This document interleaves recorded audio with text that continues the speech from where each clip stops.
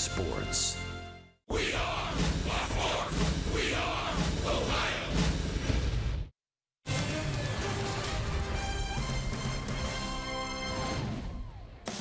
From Great American Ballpark, welcome again to Reds baseball. Tonight, the Reds host the Cardinals, game 3 of a 4-game set.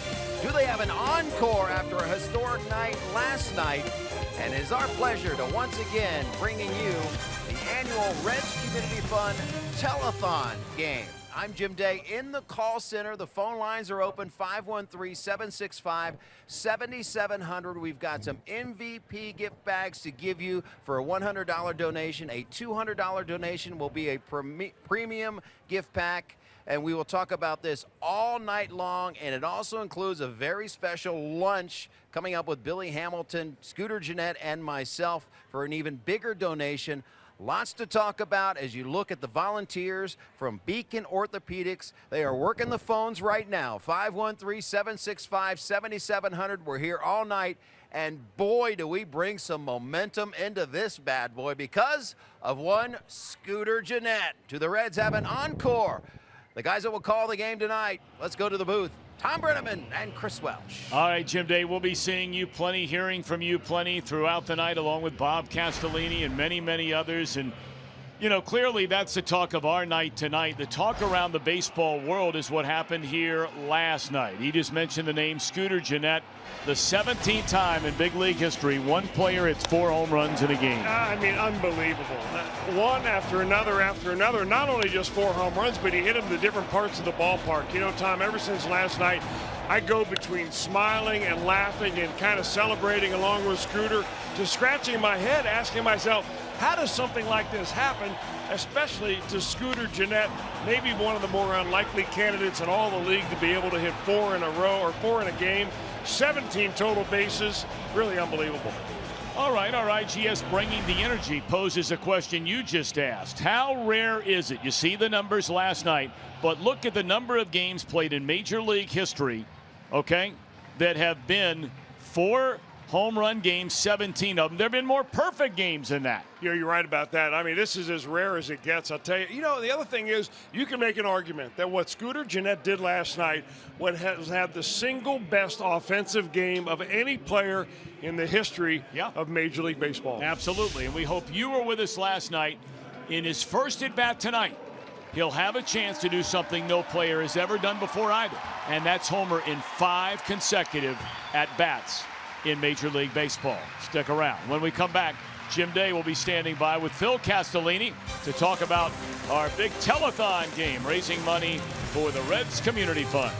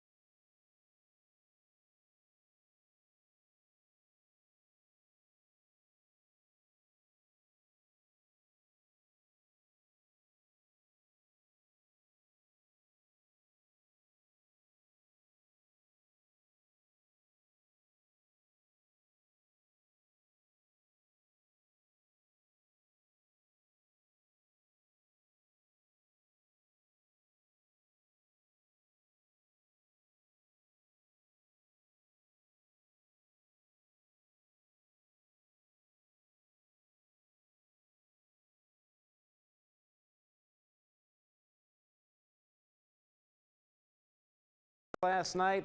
And tonight, well, the weather not exactly as great as it was last night, but we will be quiet as we move through the evening here. Certainly a lot cooler. Temperatures falling through the 60s this evening under mostly cloudy skies. Could be a little sprinkle early on in the game, but shouldn't be much of a big deal. Enjoy that game right here on Fox Sports Ohio. And it is the annual Reds Community Fund Telethon game. Phone lines open behind us, 513-765-7700, reds.com/telethon. My pleasure to welcome in Reds COO Phil Castellini.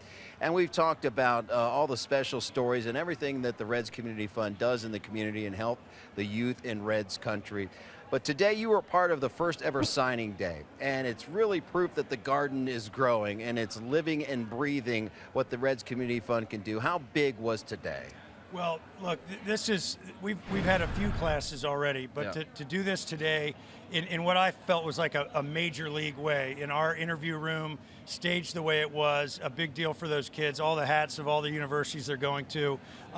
Look, I can't give you an exact number, but a good majority of those kids aren't likely in that same spot, going to play the game, going to college without the Reds Community Fund. It means a lot to us. It means a lot to them and their parents and coaches that were involved. It was a proud day for the Community Fund. Years ago, you decided that the academy would be the focus of youth development as much as baseball and softball. How do you measure the success of the Reds Community Well, Fund? I think today's the best example. Look, long term, if we produce the next Cincinnati Reds player, that would be awesome. That would be a great thing. But ultimately, along the way, we're trying to create citizens that are collaborative and intelligent and give back and work hard and work as a team and understand the values of the culture we think the Community Fund is trying to create. And so today, seeing all these kids go to college, another 19, not continuing with the sport, but continuing on to college, out of the program as well, that's really what we're trying to do every day. And like I said, love to see the next Reds player come out of there, but in the interim, having these kids of character come out of there is great by us. Baseball and softball, a conduit to the game of life. So we're influencing children tonight. Phil, thank you very much for your time. We're here all night long. 513-765-7700. Coming up, Reds and Cardinals. Lineups and first pitch next.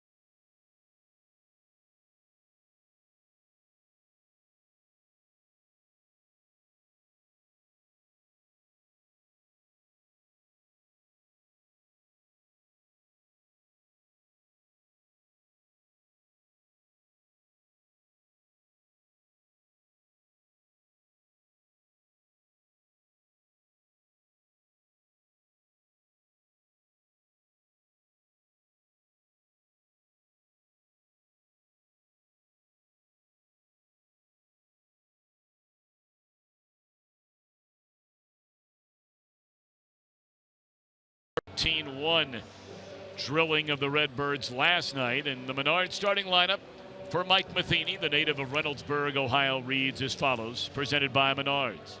Carpenter at first, Pham in center, Piscotti in right, Jerko the third baseman, Martinez is starting left with Diaz back in there at short. DeYoung is the second baseman, Eric Fryer for Yadier Molina behind the plate, Lance Lynn having a very good year on the mound.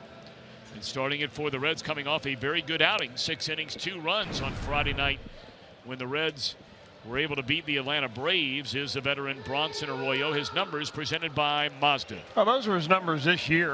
Arroyo is 3 and 4, still an inflated earned run average, but the walks are beginning to come under control. The home runs can be a problem for Arroyo. He's been giving them up here this year at a higher frequency than ever before. But how long has Bronson been around? This is start number 40 for him against the St. Louis Cardinals. And he started against him already twice this season, one in no decision, the other in a loss, and the Cardinals knocked him around pretty good each of those first true trips into St. Louis.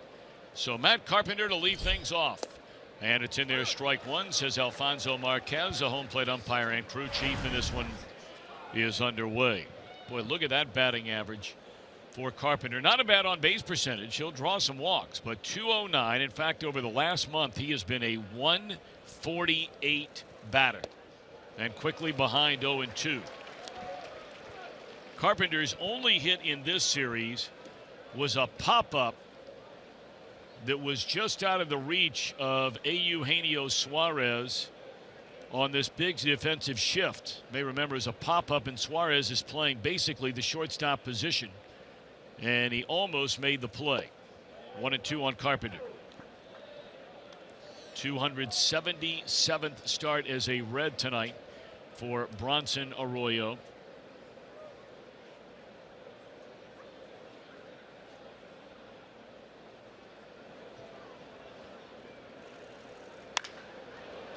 In the air, left center field. Hamilton will wave off the oncoming Adam Duvall, 1 out. We look at the Reds on defense, presented by Ford. Hamilton, Duvall, and Schebler back in there starting. He returned for the first time since the injury to the shoulder on Thursday night. And the way Jeanette played last night, I'd say he earned a start somewhere today. Yeah, but he dropped down a place in the order. I mean, I knew that single killed him. Hot smash into left field off the bat of Tommy Pham, and he has a 1-out single. They should have hit Jeanette first, second, third, fourth, and fifth tonight. And scored 25 runs.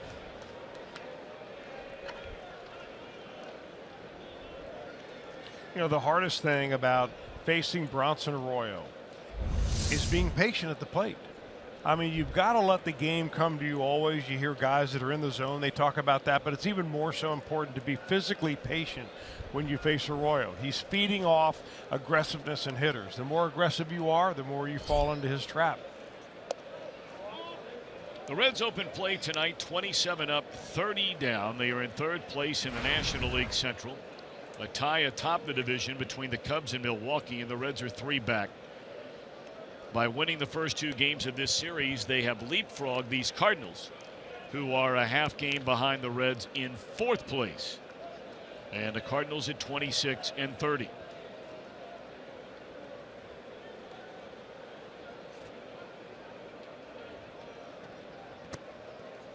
You know, before this series began, as that one's low and away, 2-0 on Piscotty, we talked about how the Cardinals had the #1 ranked ERA among starting rotations in the National League, and the Reds have the worst. Both of those still hold true, but the Red starters have outpitched these Cardinal starters in this series. Wojciechowski, 6 innings, 2 runs, outdueling Martinez, who recorded 1 more out but allowed 4 runs in that 7th inning before leaving. And then Adelman was terrific last night, 7 innings, 3 hits, 1 run. Adam Wainwright really roughed up. 9 earned runs in just 3 2/3 innings. See Scott Feldman sitting there. He'll start the series finale tomorrow afternoon.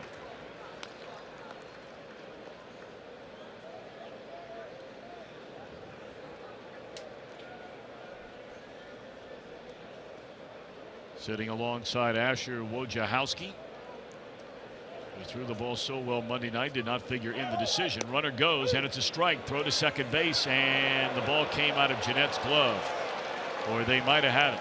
Boy, you know, that's Devin Mesoraco making something out of nothing right there. It was a slow breaking ball. Runners are always looking for something off speed to run on. Gives the catcher a much harder time to throw him out, but right on the money. I mean, I don't think Mesoraco could do it a whole lot better than that.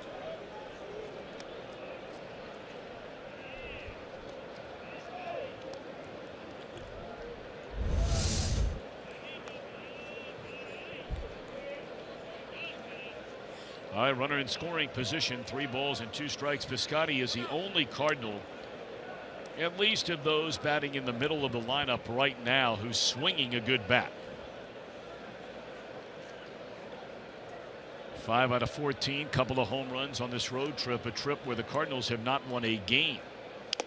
And he's gone swinging on that slow Arroyo breaking ball. 2 out. There it is, 68 miles an hour. I mean, just when you think you wait long enough, he pulls the string just a little more.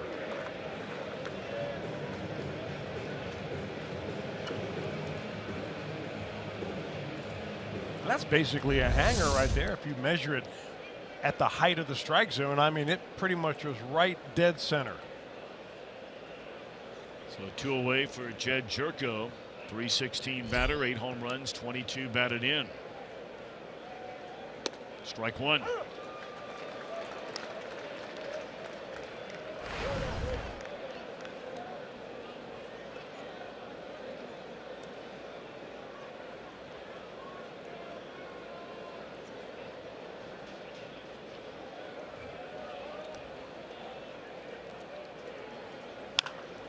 Hooked into left field, foul. Nice play down there. The big man. The big fella. Very nicely done. He may have saved somebody with this backhand grab.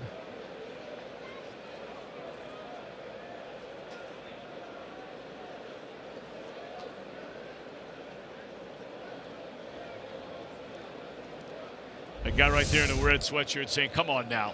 He's wearing a I was Cardinals ready sweater. to. No, it was a guy to the left. It was a guy in a red sweatshirt. Oh, you're right. You're Yeah, right okay. there. He's saying, come on now. I was ready to try to at least make a play. Gone swinging Jerko. And the inning is over. 1 hit, 1 left. Reds are coming up.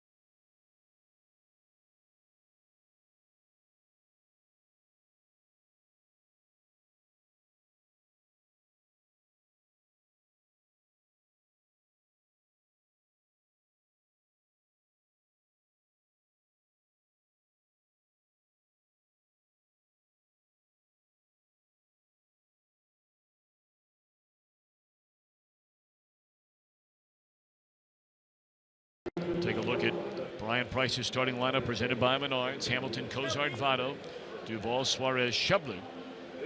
Scooter Gennett batting 7th after a 5-hit, 4-home run game. Mesoraco bats 8th, Arroyo 9th. And on the mound, this guy's been a good pitcher for a long time.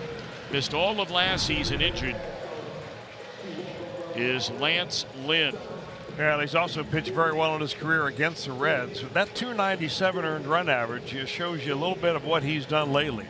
Last 7 of 11 starts, he has allowed 2 runs or fewer. So if you get a run or 2, take advantage of it. You may not get a whole lot more. We'll see if he can handle this Reds offense tonight. 65 and 42 career record for Lance Lynn, and a minuscule career ERA at 3.3. He just turned 30 years old less than 3 weeks ago. 2-0 on Billy Hamilton.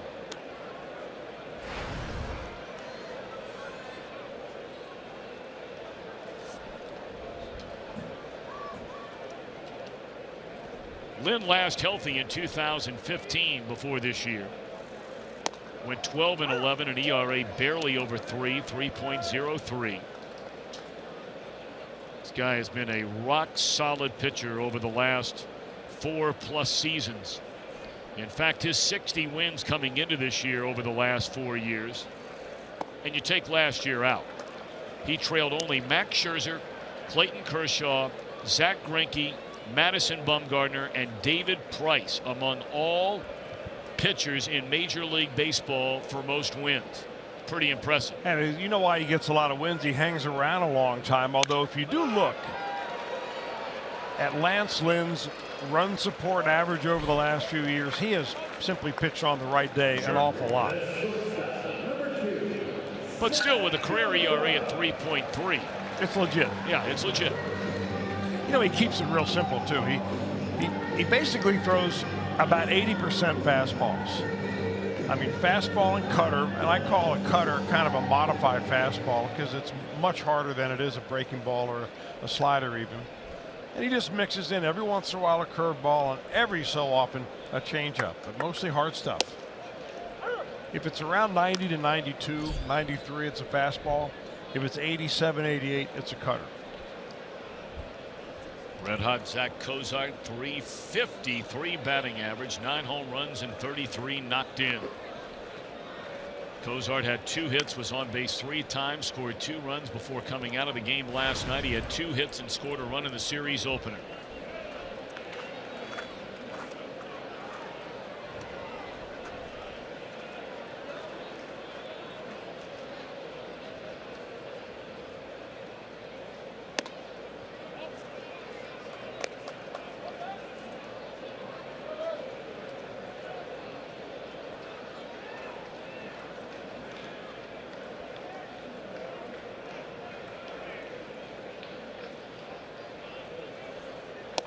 We've told the story many times that Lance Lynn grew up in the same community, went to the same high school as Tucker Barnhart and Drew Storen.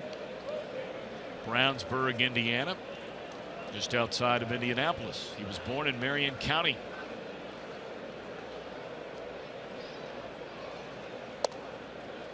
Three and two on Cozart. Be checking in all night long with Jim Day. Bob Castellini will be joining us later as we're asking for your help to raise some money for the Reds Community Fund. Huge day today for the Reds organization. Chris, you were there, part of the ceremony where those young boys and girls signed national letters of intent to play either softball or baseball collegiately starting next year. There were 15 of them down there in the press conference room, but down at the bottom of the stadium next to the Diamond Club, and it was very impressive. Everybody dressed up. They had their college hat next to them where they're going to play. And they all went through and introduced themselves, talked about their favorite athlete, about the school that they came from, where they're headed. It's really an impressive group, and you can say the same thing about the overall effort of the Reds Community Fund, the Urban Youth Center. Of course, most of the baseball players that were down there are playing on the same baseball team. The Urban Youth Academy and the RBI program has a couple about the same age, and they're playing this summer baseball before they head off in the fall to go to their respective colleges. 2 down for Votto. First pitch swinging, down a strike. There were a lot of big smiles. The parents were there. The coaches were there. And I mean, to a man or a lady who was there, you ask them, and many of them will tell you, you know, the only reason I'm sitting here at this table signing to play a letter of intent at my college is because of the Urban Youth Academy and the Cincinnati Reds. And as Phil Castellini mentioned with Jim Day to start our game coverage here tonight, you know, you'd love to have one of those young people one day play for the Reds. It'd be an incredible story, but they're trying to build CEOs of companies over there too. They have an after-school program for those that are underprivileged, maybe they don't have a parent at home, maybe one parent, both parents working, and no other brothers and sisters around to keep an eye on them after school. So it gives them a safe, warm, clean, healthy environment. They can go to their homework. They can get some physical exercise, get some tutoring there. It's a great point, Tom, because of the 15 that signed letters of intent to play college baseball or softball, there are another 19 that graduated from the Urban Youth Academy program but aren't playing baseball or softball down the road. Fly ball to center field. It is a very cool night tonight. Ball does not figure to carry a lot. Reds are gone in order. We're scoreless at the end of 1.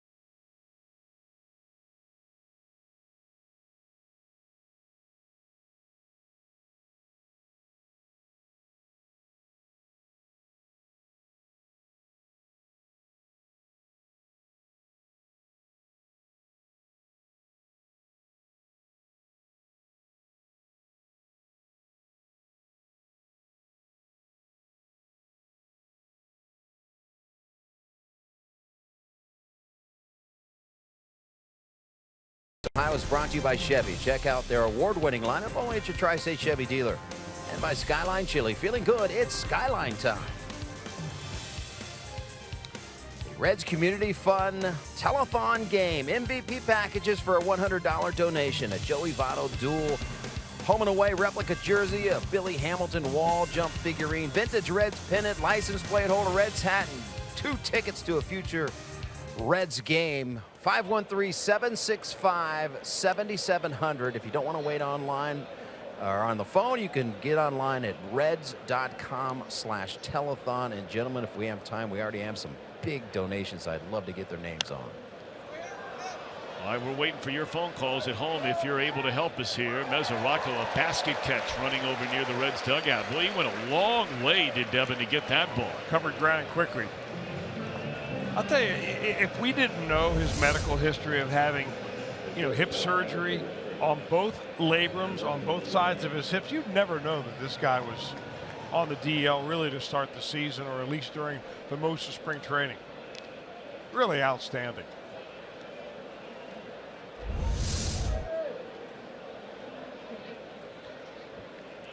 Aledmus Diaz, a shortstop. Now, he had a big time of it against Arroyo in St. Louis earlier this year. A couple of home runs and a Cardinal win. Jumped on Arroyo early in the game.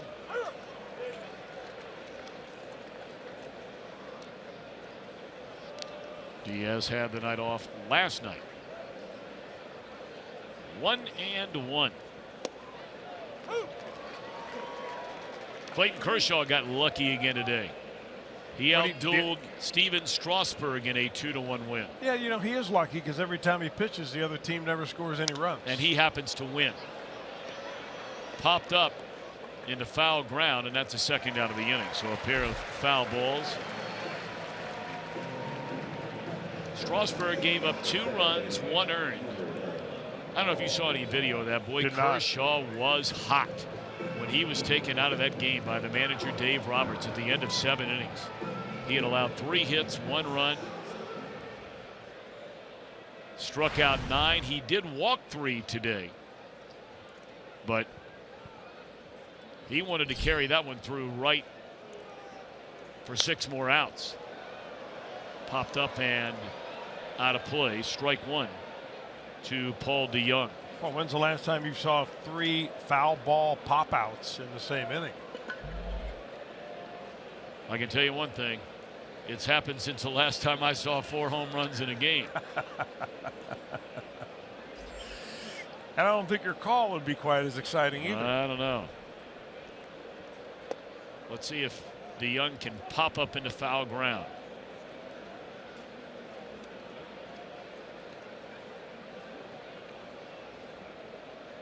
That was naturally the talk of the baseball world. This one will stay fair, and Arroyo will sling it over to Joey Votto in a perfect second inning.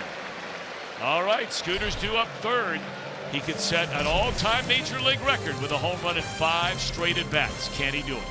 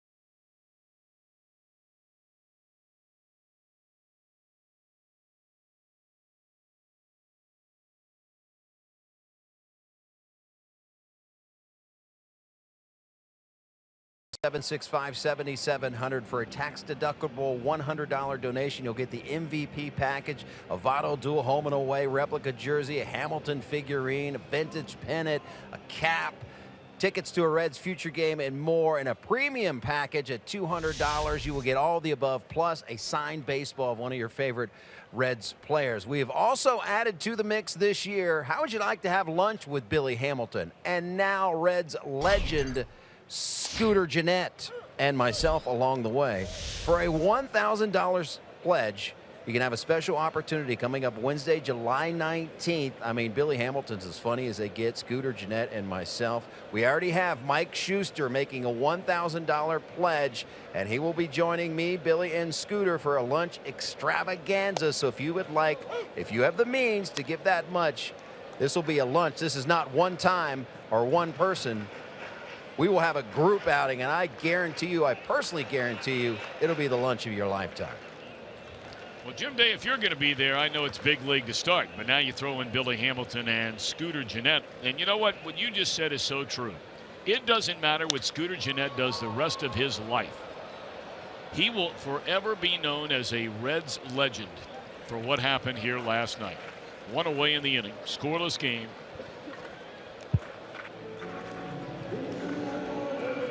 Again to repeat, he's coming up after Eugenio Suarez, or after Scott Schebler. He's due up 4th in the inning. I had said 3rd earlier, due up 4th. Well, he's in the hole right now, right? Yep. No player has ever homered in 5 consecutive at-bats in the history of Major League Baseball. Schebler's 4 home runs came after a run-scoring single, his first at-bat in the 1st inning last night. The grand slam in the 3rd, 2-run home run in the 4th, Solo home run in the 6th, 2-run home run in the 8th. Knocked in 10.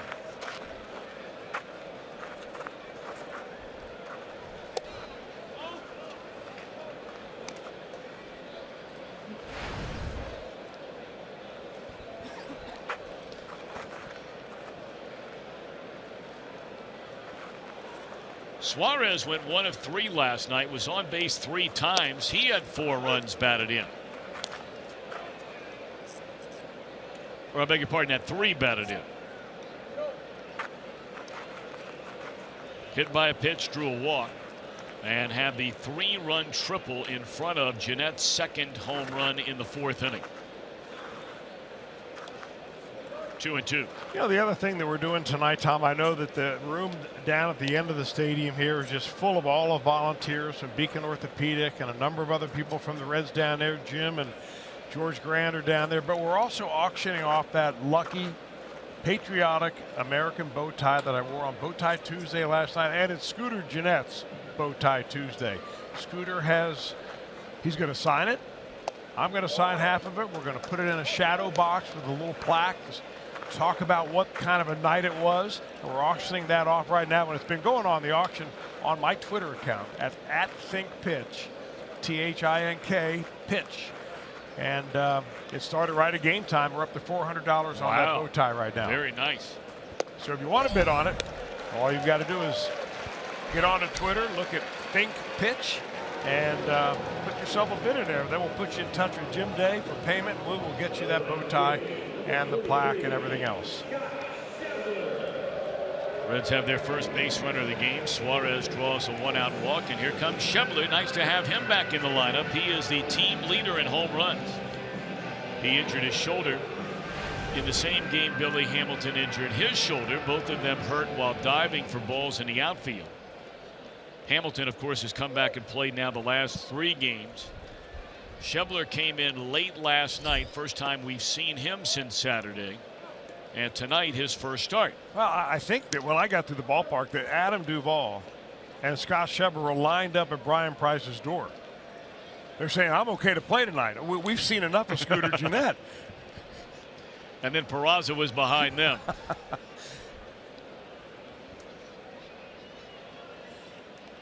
And apparently of that trio, Peraza drew the short straw, because there's no way that Scooter Jeanette was going to be on the bench tonight. He might have started for Joey Votto tonight.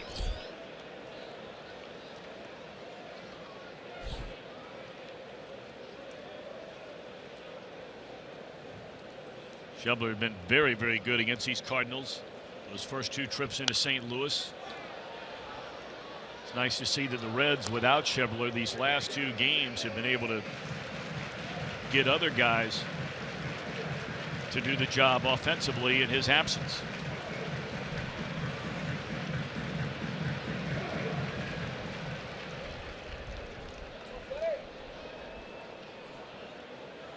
Suarez has 3 stolen bases. He's been thrown out twice. 3-1 on Schebler.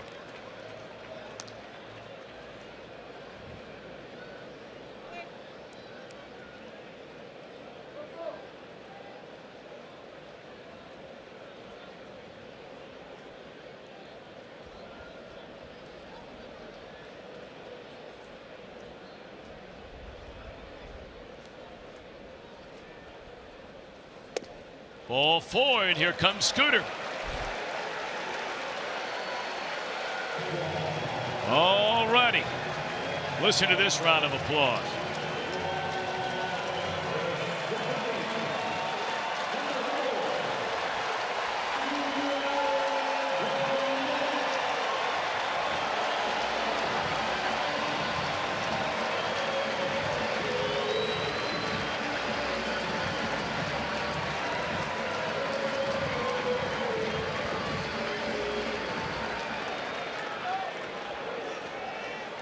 Again, to repeat, if you're just joining us, no player in the history of baseball has ever hit a home run in 5 consecutive at-bats. Jeanette with a home run here could be that first player to do it. Little short, and a double play will end the inning. All right, we move on. Bob Castellini going to join us when we come back in the third. No score at the end of 2.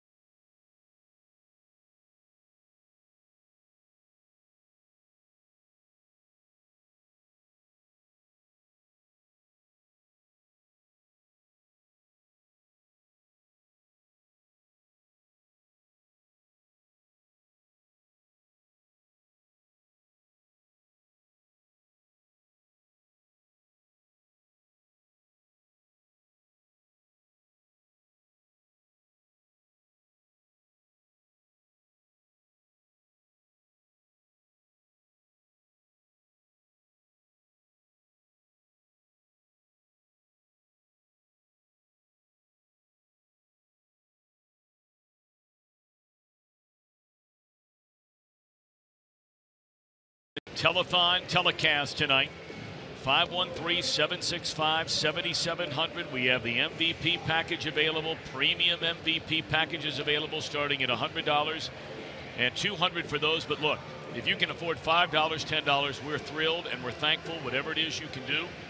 And really the man who really helped resurrect this whole idea again, of course, is the Reds president and chief executive officer, Bob Castellini. Bob, this Reds Community Fund has been around since 2001, but it really took off when you and your group bought the team in 2006. How has the Community Fund, played in regard to the overall vision of this franchise and how you go about measuring being a successful franchise? Yeah, you said it took off in 2006. It took off in 2006 because we let Charlie Frank loose. And he's done a fantastic job. Yes, he Just has. fantastic job. The fact that there is no organized sports. I mean, you've got some AAU basketball and you have football really, but all summer long, our youth academy is the organized sport in the summer. Mm-hmm. And it really has. It's very impactful because we've got so many kids that are part of it, and we like to get them out to that academy and into the RBI and the other activities of baseball to get them off their devices and keep them off the streets and get them to appreciate baseball. And I'll tell you, what we find is that it's incredibly helpful for these kids to learn about teamwork and self-discipline and character. And Charlie and his group have done a great job. One of the things that we're really proud of is the activity of our players.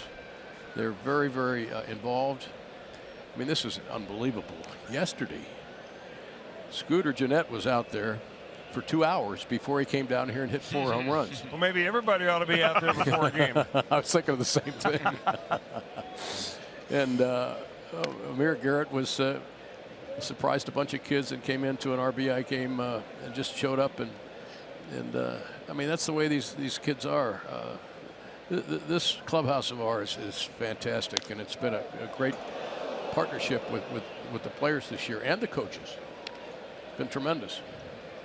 Bob, Major League Baseball, Commissioner Rob Manfred has identified youth participation as one of the key things for baseball going forward. Now, the Reds have taken a leadership role in that. You've got to be so proud as to the way the Reds have participated and really taking care of their business at home and addressing one of the biggest challenges that baseball has going forward. Absolutely. It accomplishes so much. You're teaching kids character. You're teaching kids to appreciate baseball, and you're giving them a lot of self-confidence as they succeed in the sport. And this is boys and girls. It's a fantastic program. I've got all these facts and figures here. I won't bore you too much. But you're not boring anybody with this. This is great stuff. We have 20,000 kids per year come through our turnstiles out there. We've redone approximately 400 fields since the inception, since 2006. We've trained 500 coaches. Now that's incredible.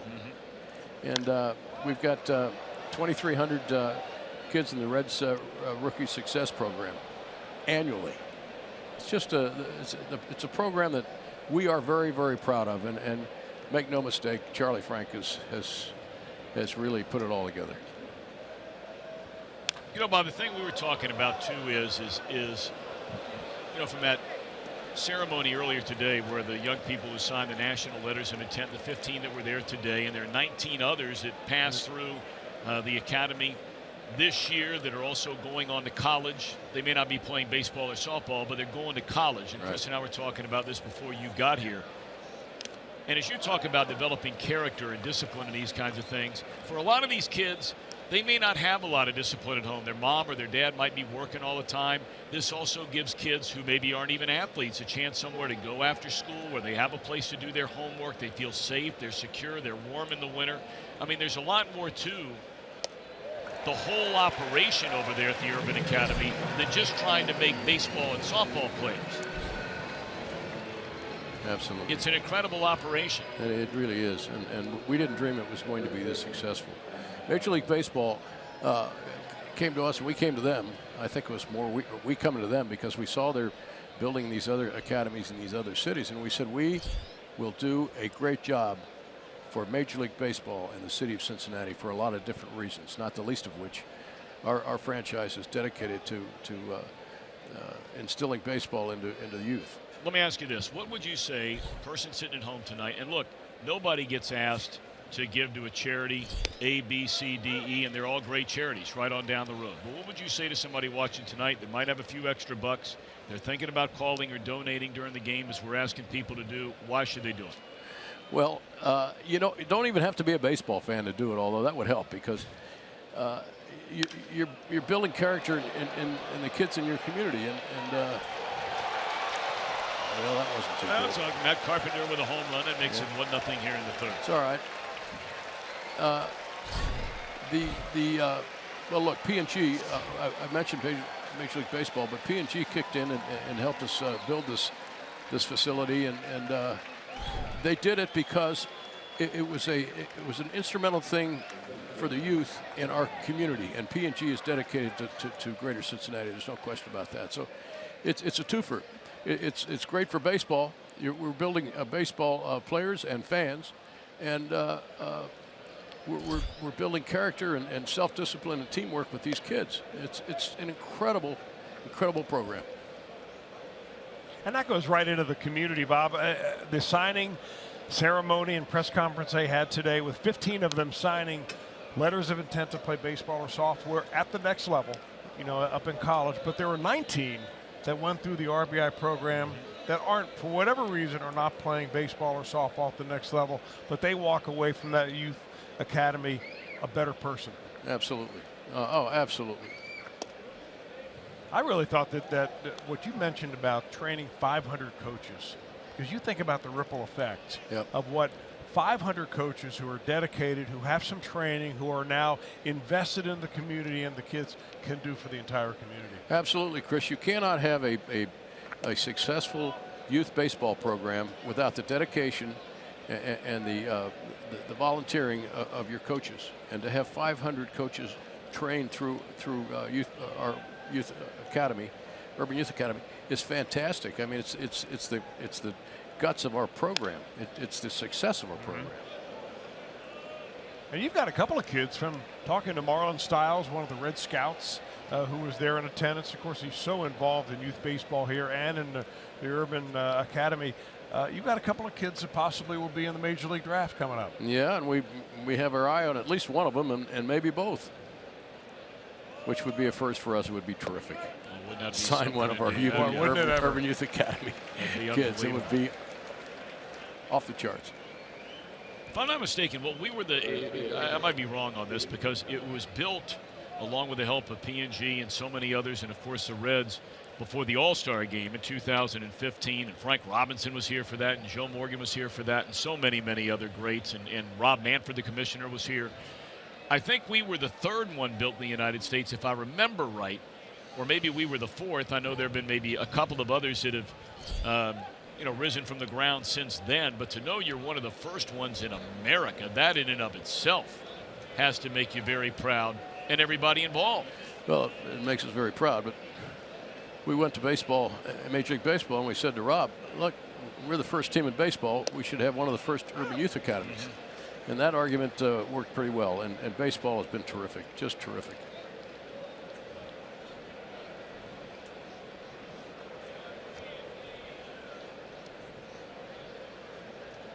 Oh, and won the count on Piscotty, 2 outs.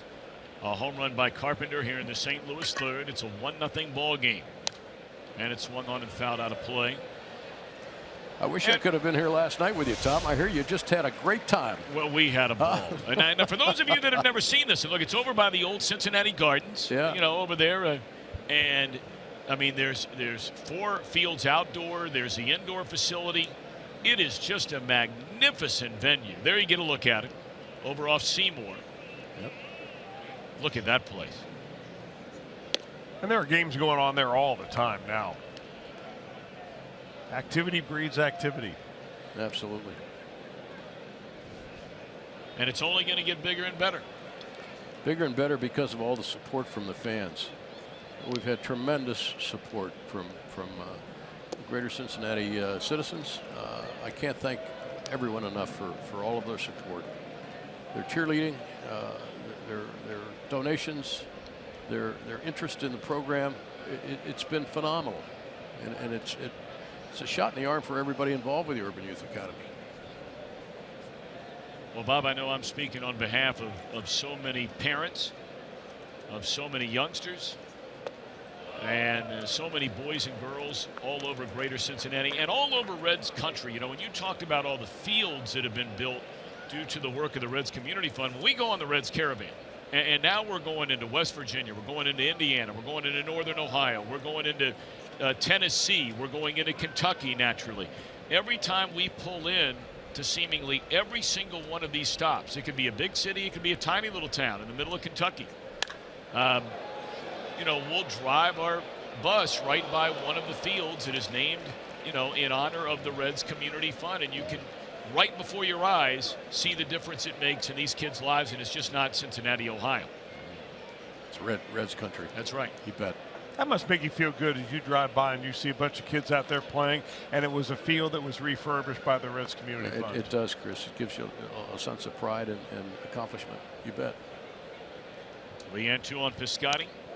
And another foul ball back out of play. Hey, one thing the Cardinals are doing here in this inning, it looked like it was going to be a quick inning for Arroyo. He got an easy ground ball, then a 9-pitch at bat against the pitcher Lance Lynn before he finally got a strikeout, the home run. But Tommy Pham works a walk, a little longer and longer at bats. They seem to be just a little more patient, fouling off a lot of pretty good pitches. Hey, before I let you get out of here, we've talked about the community fund, but what do you think of this team so far this year? I think it's miraculous.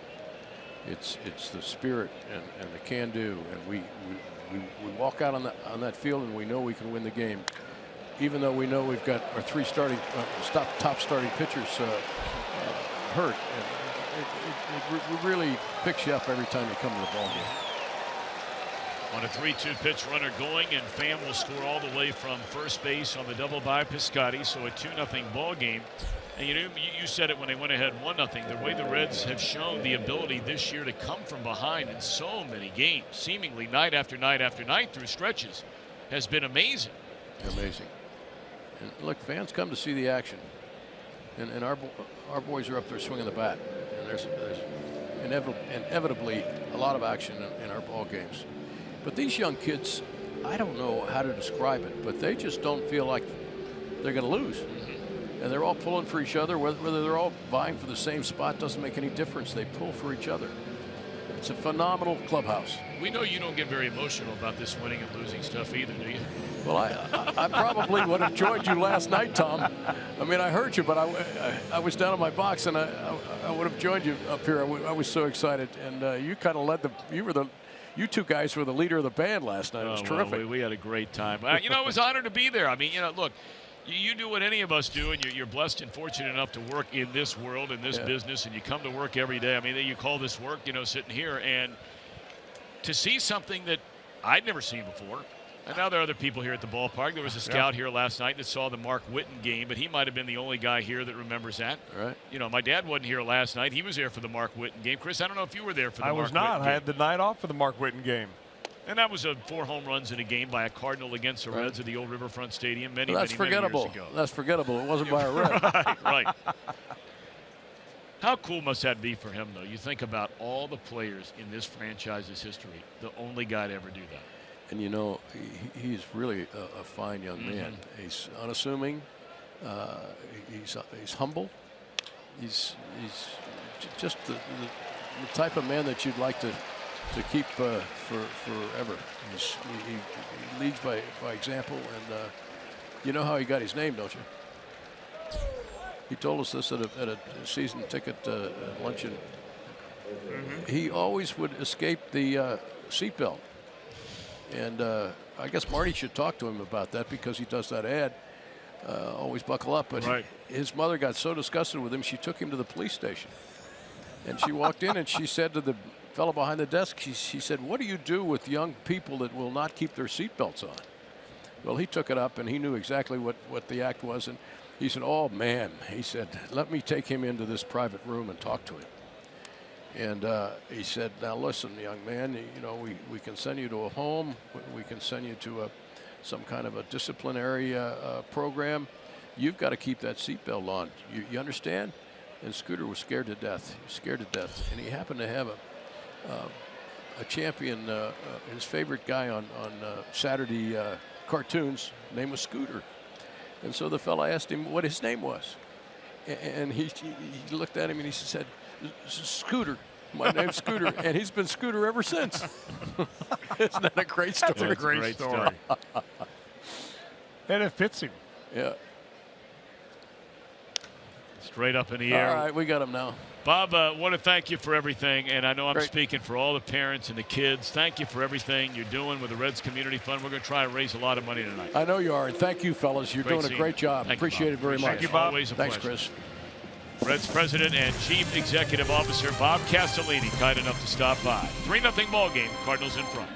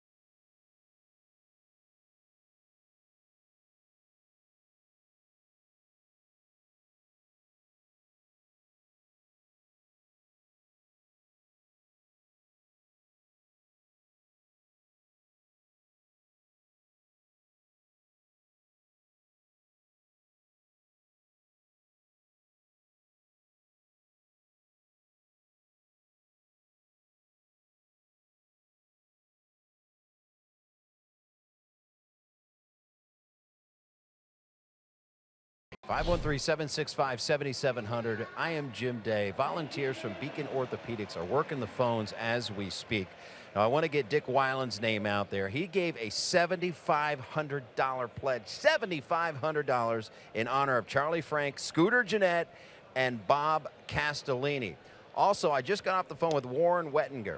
He is from Yesterday's Kids. It's a senior softball organization, 200-plus players of 65 to 88. He said he would give $500 if I got on the phone with him. Well, I got on the phone and talked with him. So if you want me on the phone and you're ready to give $500, call in and talk to me. And Chris Welsh, I got a bow tie donation as well. Sean Craig, $500 for that bow tie you wore last night on that historic night. So we've got all kinds of things going on. The MVP gift packages for a $100 donation, $200 donation for the premier MVP pack, 513-765-7700. Or if you don't want to go through the phone process, reds.com/telethon. At some point, you guys are overwhelming us, so these calls are coming in hot and heavy. If there is a wait, you can get online and get the very same items. By the way, that premier package involves all the above, plus a signed baseball of one of your Reds' favorite players. So we are rocking and rolling over here. If you want to call me, call me. Well, give Jim Day a call. There you see the MVP package at $100, a premium MVP package at $200. But again, we want to stress, there are a lot of people who don't have that kind of money. If you do, believe me, we'd be glad to take it for the Reds Community Fund. But if you have $1 or maybe a little person there who's lucky enough to have great baseball fields or softball fields to play on, and maybe you got 50 cents in your piggy bank, we'll gladly take it. We appreciate it. Well, let me give you an update on the bow tie bid. It has gone from $500 to $700 thanks to Mike McLaughlin. Wow. So, Mike, thank you very much. $700 is right now where that bid is for the bow tie, signed by Scooter Gennett, myself, and be a nice item. Bobble down there at third, but Arroyo thrown out at first base.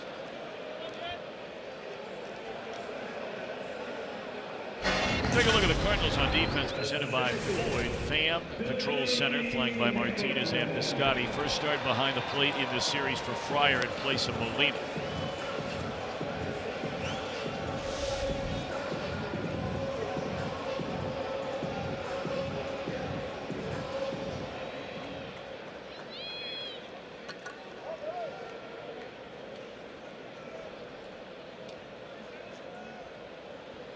Billy Hamilton with 2 down. Cardinals a 3-0 lead. We're in the bottom of the 3rd inning.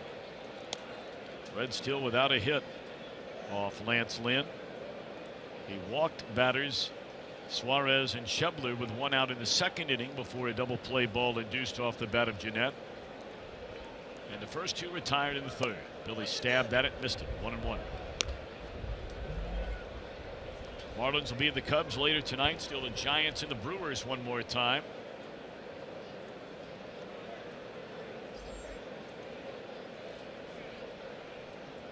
Mentioned the Dodgers and Clayton Kershaw, 2-1 winners earlier today over the Washington Nationals and Steven Strasburg.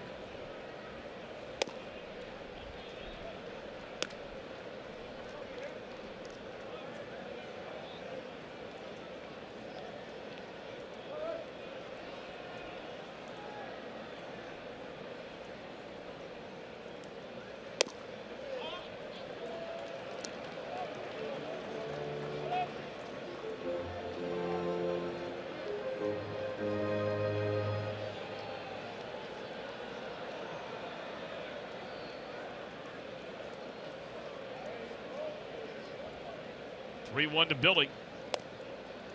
And again shows a bunt, pulls the bat away.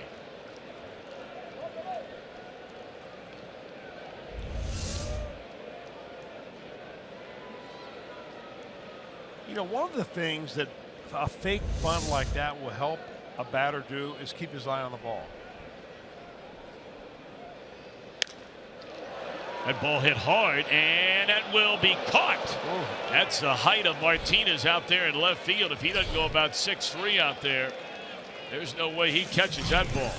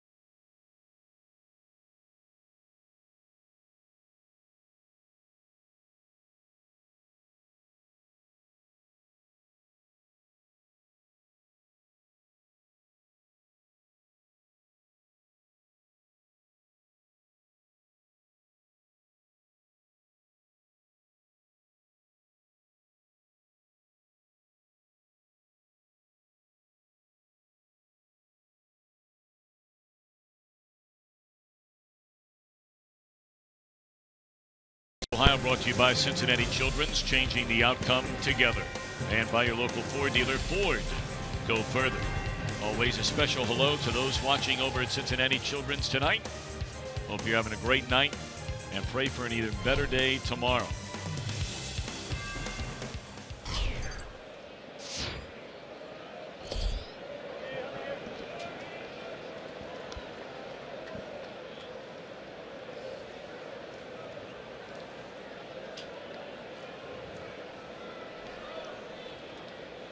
And one on Diaz.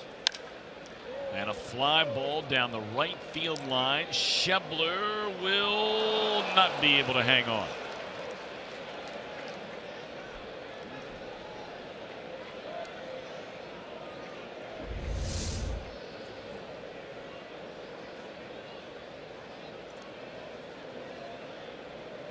I mean, you just don't realize how difficult that is until you try making a play like that. There is almost no line at all down, the room at all down there on the foul side of that line. More than at some ball clubs. Wrigley Field, there is virtually none. And I mean, you're thinking about running into that cement wall down there with about a little bit of 3-inch pad on it.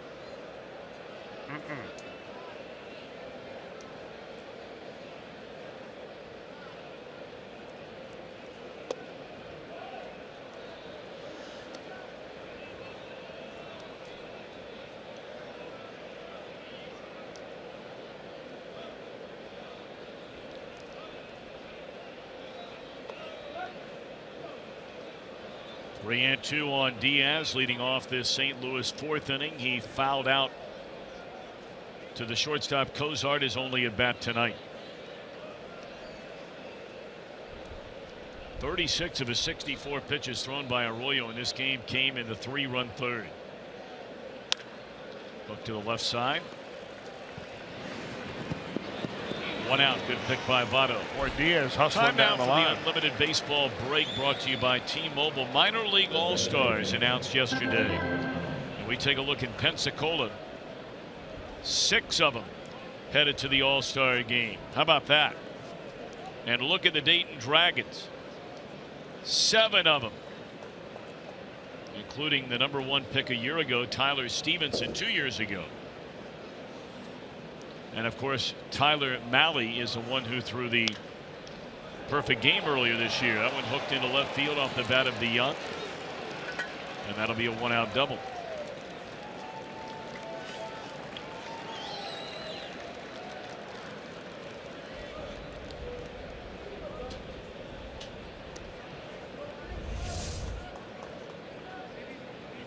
Looked like a little cutter that just hung right there. Didn't do much at all.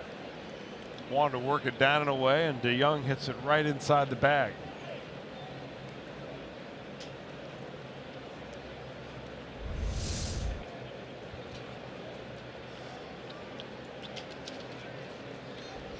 I'd like to remind you, we're inviting your calls, raising money for the Reds Community Fund here tonight. There's a pop-up into Shallow Center. Billy will come in and get it 2 away. The number to dial is area code 513-765-7700. That's 513-765-7700. Now, they've had wait times anywhere from 4 minutes to 7 minutes. You can just go online if that's easier for you and don't want to wait on hold. Go to reds.com/telethon.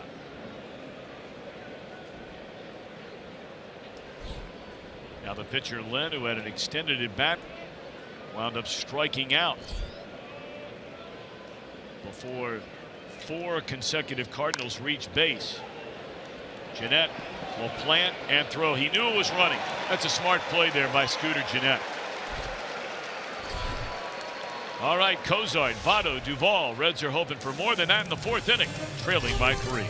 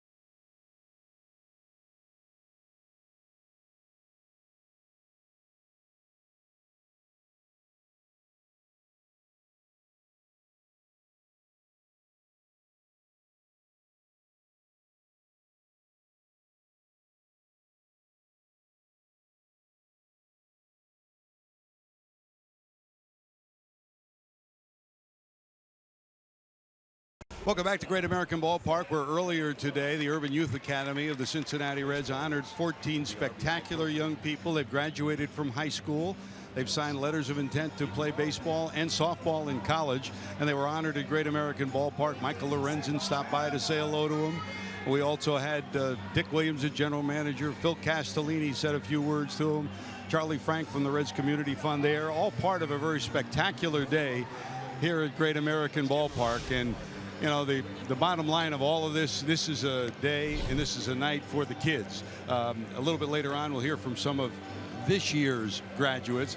But we're here tonight with two graduates of the Urban Youth Academy, two girls who played ball, went to school here, and they're now in college. First of all, Savannah Taylor and Ashley Carroll next to her. Savannah is at Wittenberg College, and Ashley is at Case Western. By the way, what are you majoring in? I'm a biochem major. Biochem. What are you majoring in? Chemical engineering. Just like all of us, right? Savannah, what did your experience mean to you to be part of this program? You're a graduate of it. You're in college. You received an RBI scholarship, which is $5,000 a year, $20,000 in total. Pretty special. Yeah. Well, the RBI program really has given me so much. I mean, you can't really repay someone for that. So I've become really involved with community service.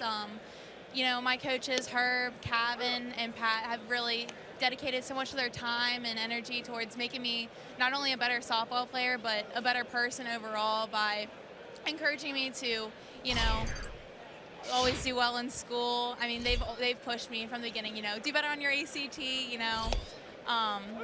They've dedicated so much of their time, you know, towards hitting practice, extra work on slapping, anything I need. And, you know, the program overall is just given me so much. I mean, it's not just friends. Like, the academy, they're really my family. I come home from college. It's my home away from home. It really is.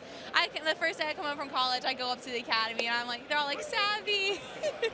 I really do miss it. So you know, it's really given me so many opportunities that I wouldn't have been able to have if it weren't for the people at the academy. So I would like to thank everyone, you know, it's given me this opportunity. Ashley, I know it was a special experience for you to be part of the program, and you come back to play in the summer too. Yeah, so the RBI program has given me so much in terms of softball, but also outside of the game, and that's something our coaches stress a lot, is that yes, they want you to be great on the field, but it's a lot more than softball. It's who you are as a person. It's who you are when you graduate high school. It's the school you go to. It makes you a better person, and they stress that a lot, and it's something I've learned. And being able to see the academy before we had, you know, the beautiful building we have now, and seeing how the whole organization has grown, it's taught me a lot about, you know, if you put so much work into something, it can turn out to be a really great thing, and that can be transferred into any aspect of life. It's the work you put in, you get what you get out. There's some people sitting at home now as we raise money for this telethon for the Urban Youth Academy. What would you like to say to them to help raise money? It'll definitely be put to good use, that's for sure. You know, anything helps. The people up there, they all volunteer and they put it forth a lot. I mean, we're up there. The softball team always is up there volunteering and helping out. And, you know, you're helping a kids have that opportunity to play. And, you know, you really, you know, get back to something, you know, make yourself feel good. Well, we're so honored to have you back, and I know some of your former teammates are too. It's been a very special day here as Joey Votto gets on first, and the Reds try to rally here in the fourth inning. But, you know, guys, these are two pretty special young ladies who have graduated from the academy, who come back, who still service the city, and who also are very much a part of the Reds family, not just now, but forevermore. George, there's no doubt about that. And George, I don't know if you can still hear me or not, but could you repeat again what they're majoring in? I don't know if I've ever heard of that major before. Yeah, hey, Chris, you know, and Tommy, I think if we were ever going out with these girls, we were in college, we'd be in big trouble having conversations. But no, there's no doubt about that. What do you guys want to be, by the way, when you take your majors? What do you want to be? I want to go to PA school or medical school. I haven't decided. I think I want to work in drug development, so being the person that either makes the drugs or makes sure they can be transferred safely and packaged safely. What do we want to do? Be lifeguards during the summer? That's about right. You know that old adage about you had me at hello, right? For the movie, the time. Well, Georgia, with the question you asked, it'd have been over at hello. Amen. Congratulations to those young ladies, and such great smiles and great futures. And certainly having a major hand in that, as you heard directly from them. And George, thanks so much. The Urban Academy and the RBI program that we're trying to raise money for here tonight.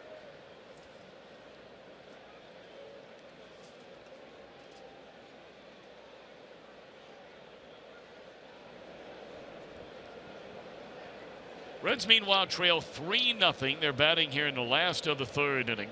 Votto with an infield hit at first, and it's 0-2 on Adam Duvall. 1 ball, 2 strikes. Suarez next.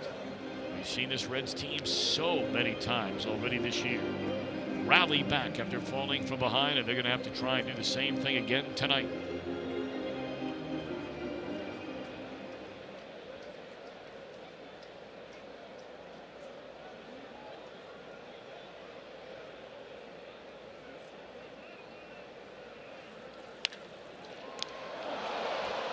Hard hit ball, but right at the third baseman, Jerko.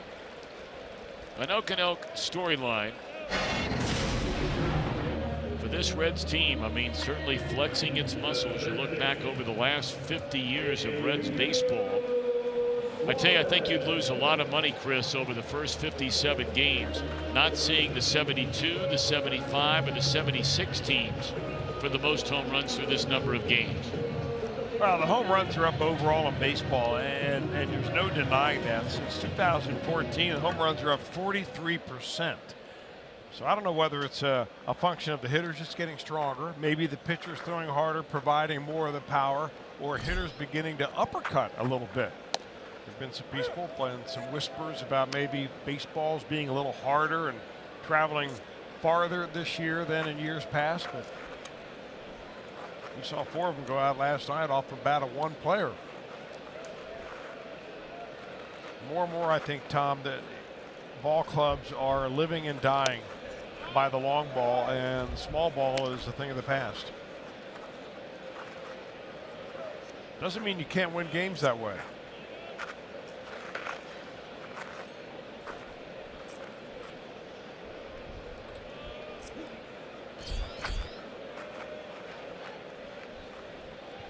One ball and 1 strike on Suarez. I just got great news from Jim Day via a text. A gentleman called in. He does not have Twitter, but he wanted to bid on the bow tie, and the bow tie bid now sits at $1,000.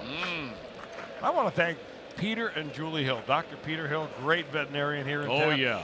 I got that bow tie as a birthday present from Peter and Julie. Really? And it was my favorite bow tie, and I wore it last night to honor D-Day. And as it turns out, what a great decision that turned out to be. Because now we can benefit the community fund by an extra at least $1,000. We hope the bid goes up from there, but we thank you very much. Well, he might re-gift it to you. His name is Sean Craig, who made that bid. And So Sean, we thank you very much. Absolutely. And thank you, Chris, for putting it up there. 3-2 to count. You didn't have to do that. Well, I want to thank Peter and Julie. I mean, Peter takes care of Bubbles. Peter's a good man. We betted him out big time before that happened. There's a few Bubbles in the stands tonight, I think. Oh, yeah, and a Bark in a Park Bark night. in the Park night, Great. Reds Community Fund Telethon night. Night after Jeanette hits 4. Bouncer to Jerko, and that will end things in the Reds' 4th inning. An infield hit. Trying to raise money tonight. There's a group from the RBI program, some of the alumni. Great to have them here.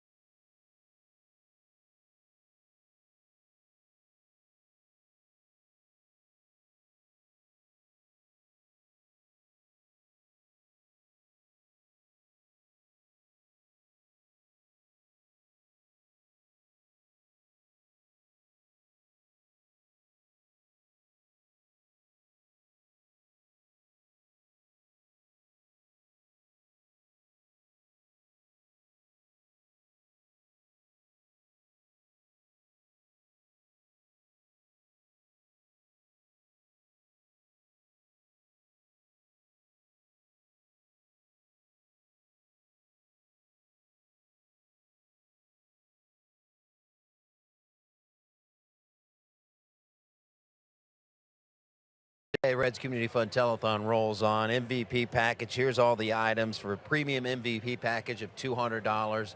You get all these items plus a signed baseball from one of your favorite Reds. This happens to be Mr. Zach Cozart. Very nice right there.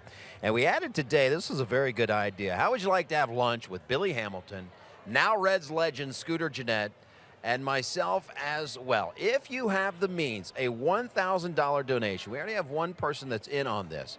And this could be a group. This is going to be a group outing, and I guarantee you we will make it a very personal lunch. It'll be lunch coming up in July, and Billy Hamilton, one of the funniest guys you'll ever meet. Scooter Gennett, a very engaging guy, and now in baseball immortality with 4 home runs last night. And with that $1,000 donation, on Wednesday, July 19th, we will have lunch together in a very intimate setting. So who would like to be on board for that? And Tom, as we go back to you guys, I'd like to further stress something that you said. Listen, not everyone has the means to certainly go to that level or even $100. Trust me, I've been there. We will take anything, any means that you have. It could be $5, $10. And let me also stress this. You heard the young ladies talk about the volunteers at the Urban Youth Academy. If you do not have the means, your time is just as valuable. Yep. If you go on to reds.com/community, there are lots of volunteer opportunities. If you would like to mentor some of these kids, if you'd like to give them some positivity in their life, send them on the right direction, give them a place to go to do their homework, etc. Volunteering can be just as valuable, if not more valuable. So you can volunteer your time and be a part of this if you don't have the means as far as money goes. And trust me, I've been there. So there's lots of ways to get involved, and we appreciate anything that anyone can do out there, and we are just gracious that we're able to have this opportunity tonight. Very well put, Jim Day. We appreciate that very much.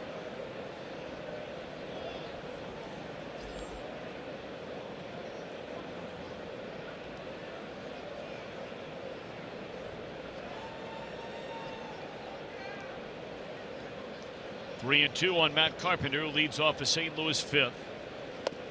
And he's drawn a walk.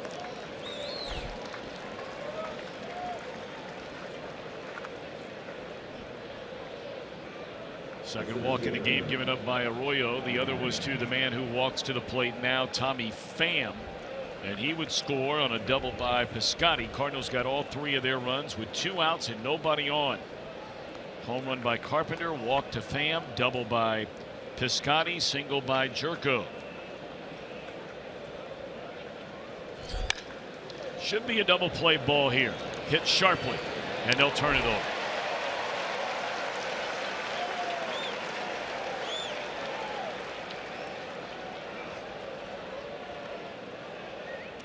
A little breathing easier now for Bronson Arroyo after that double play ball. You lead the inning off with a walk. You have Tommy Pham, who's been on base twice. One hit very sharply in the first time up. And with Piscotty next, as you said earlier, Tom, the guy swinging the bat better than anybody else in his Cardinal lineup.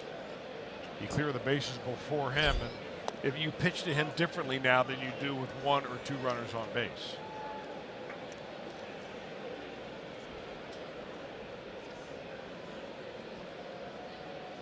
Oh.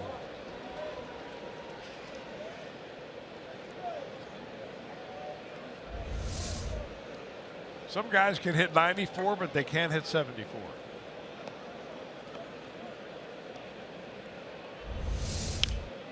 Jam shot flare. It'll be a base hit.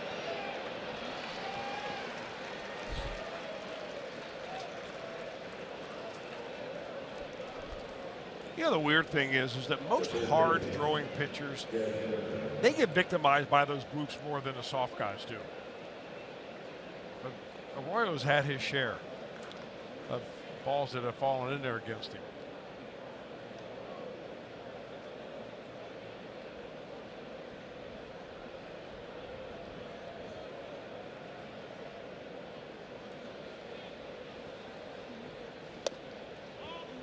Coming up later on, we'll have our Miller Time moment brought to you by Miller Lite.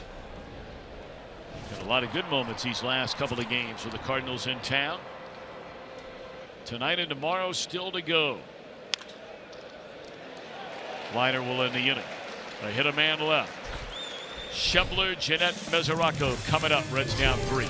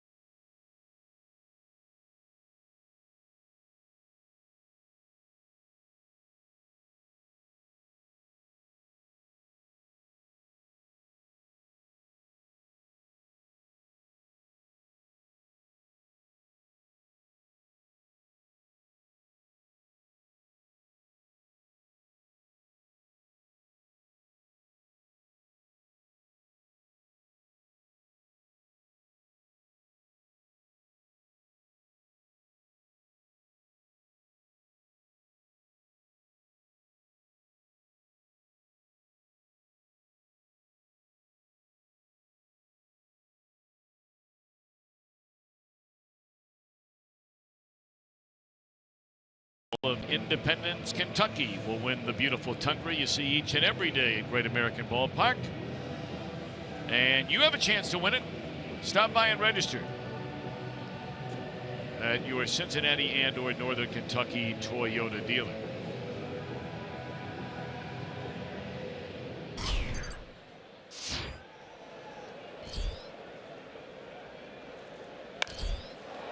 That ball lined into right field. It will find the seat. Schebler, number 17.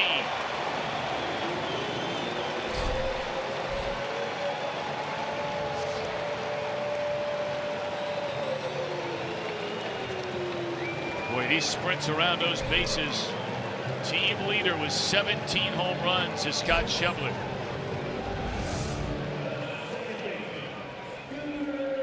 I'll tell you, he really hits the ball late, doesn't he? Look at the drive of that back leg as he just delivers and punishes that baseball. That's a good-looking swing right there.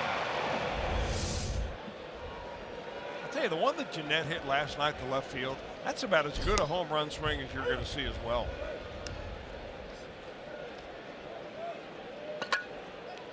Of the 17 home runs that Schebler has hit this year, 8 of the 17 have come leading off an inning. 1-1 on Scooter Jeanette. Maybe move him up a spot in the lineup. Lead him off. 1-0 right out of the gate. I'd take care of that, wouldn't it? That's right.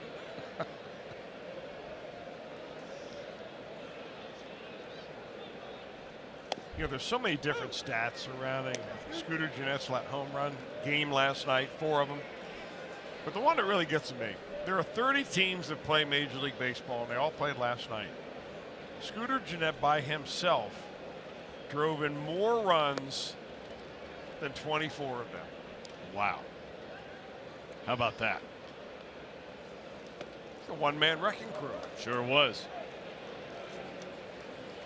Tying a franchise record of 10 runs batted in. Got a phone call today from a fellow a lot of you around town will know the name Ernie Minor. He has been in Cincinnati for his entire adult life, very active in the community, politics for a long time, multiple administrations in Washington, D.C. And he was telling me the story earlier today. He was at that game when Walker Cooper knocked in 10 runs. And that was a record that Scooter Jeanette tied last night. He said, in fact, Walker Cooper was entertaining a group of Reds fans before the game, And Ernie Miner told me he must have had 2 pitchers of beer before the game ever started. To give you an idea of what it was like back in those days. You know, that went on all the time back in those days. Hydrating, you know. That was against Chicago, and he was at an appearance with a lot of other, you know, Reds fans, and got to talking baseball and having 1, 2, 3, and then knocked in 10. I don't think Scooter followed that program.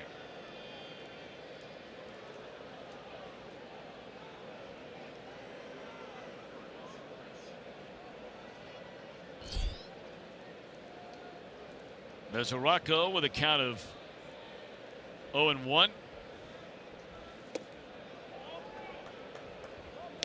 Well, the bid on the bow tie, Tom, $1,200. You got to be kidding me. Justin Cap.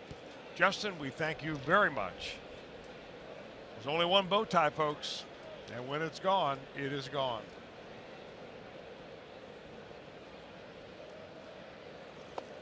Well, Jim Day has an update on how we're doing. Tell you what, once we put up that little lunch thing again, the phone started ringing off the hook, and we got a lot of $1,000 donations for this lunch with Billy Hamilton and Scooter Gennett and myself. And I had the pleasure of hosting a luncheon today with Scooter Gennett. And after last night becoming a Reds legend, he said, you know what, I want to be a part of this, and just donated his time on his own. And we invite you to call in and have lunch with us. Tell you what, Chris, Jim Day's become so popular, we might have to pay to have lunch with Jim Day anymore. He used to eat dinner with us on a regular basis. Yeah. And, now it's pretty tough duty. Well, we'll make an exception. Hey, Jim Day, I got a question for you. Scooter Gennett was one of the players there, but also Amir Garrett. I mean, was he the forgotten wallflower today with all the questions going to Scooter? Jim Day must be on the phone. No. I'm right here. He was not. In fact, those two were ribbing each other pretty good today. And a lot of the questions were what happened in the dugout. And Amir had a very, when a pitcher has a no-hitter, a perfect game going, no one talks to him, no one gets close to him.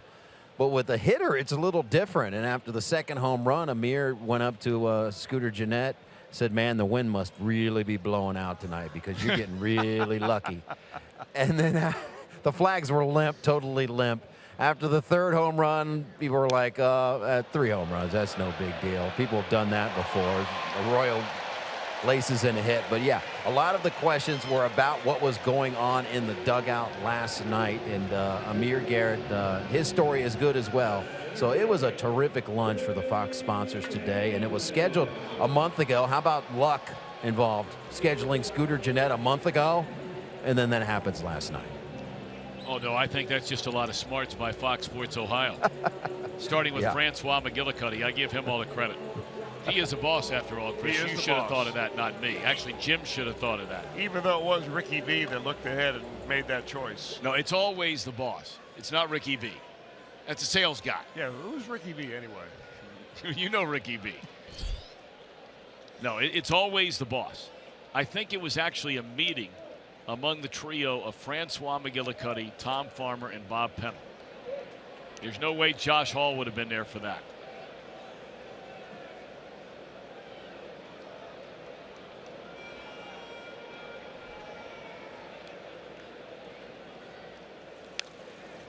Fouled back out of play by Billy Hamilton.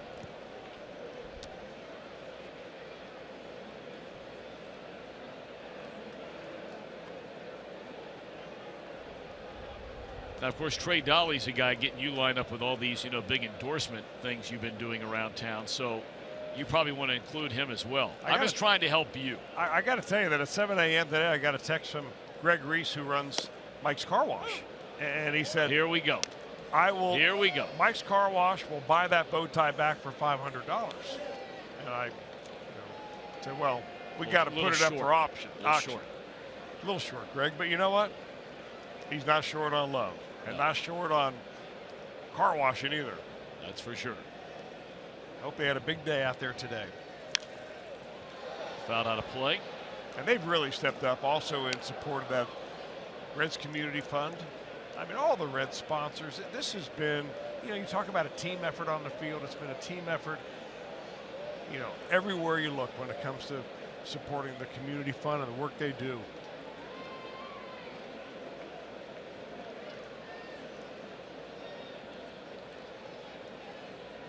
One and two on Billy. Arroyo at first, 2 outs in the inning. Just fought that one off. Ooh. Nice play down there. Barehanded. That's a little Joey Votto action by Billy Hamilton right there. This guy made a play.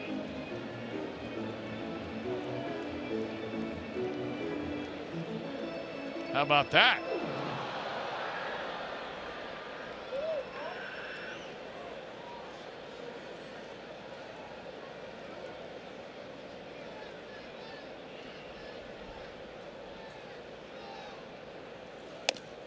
Strike 3 called, and Hamilton knew it. Reds get a home run by Shevler. Long way to go in this one. We've played 5. And the Reds trail after the Shevler home run. 3-1 St. Louis.